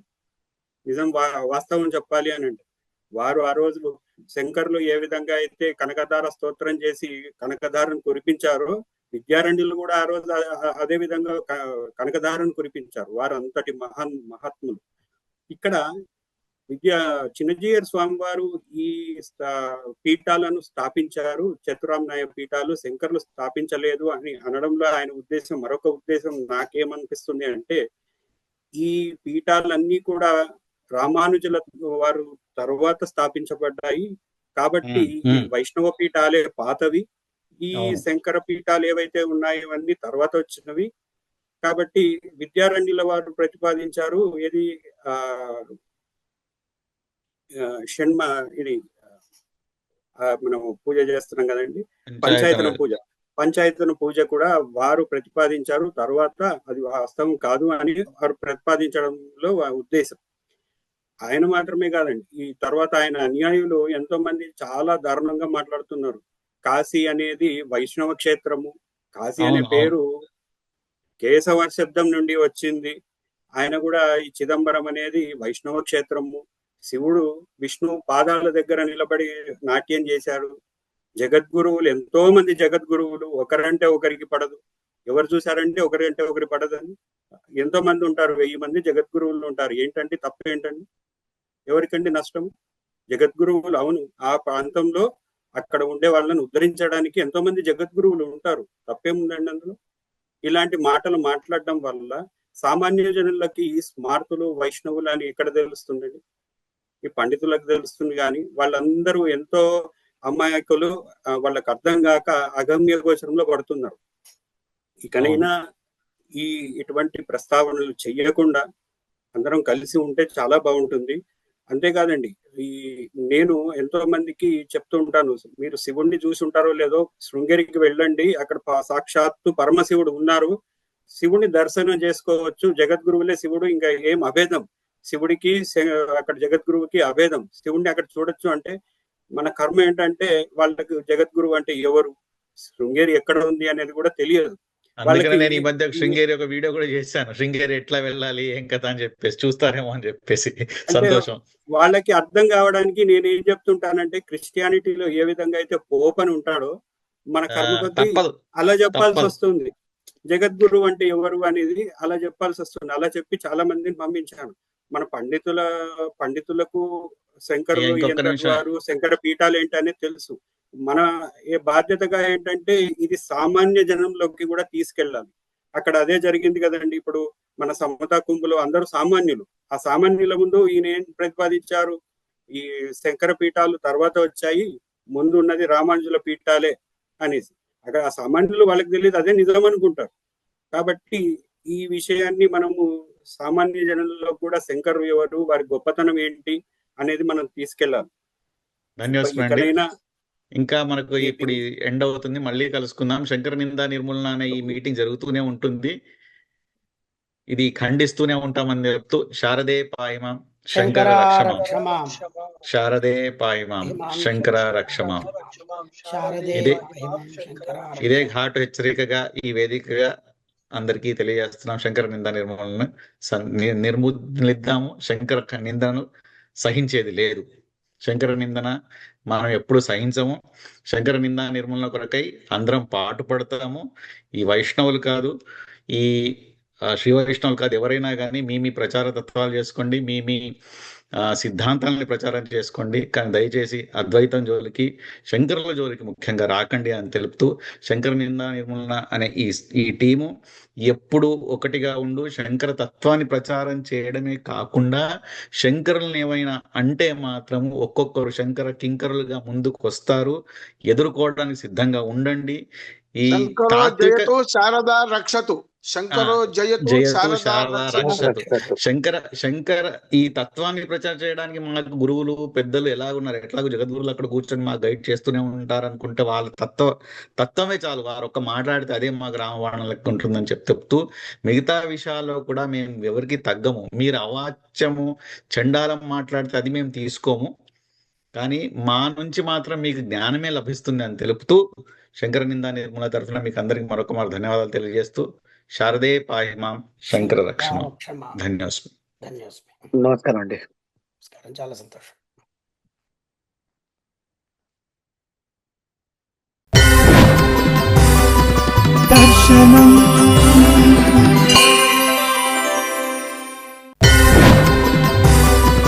దర్శనం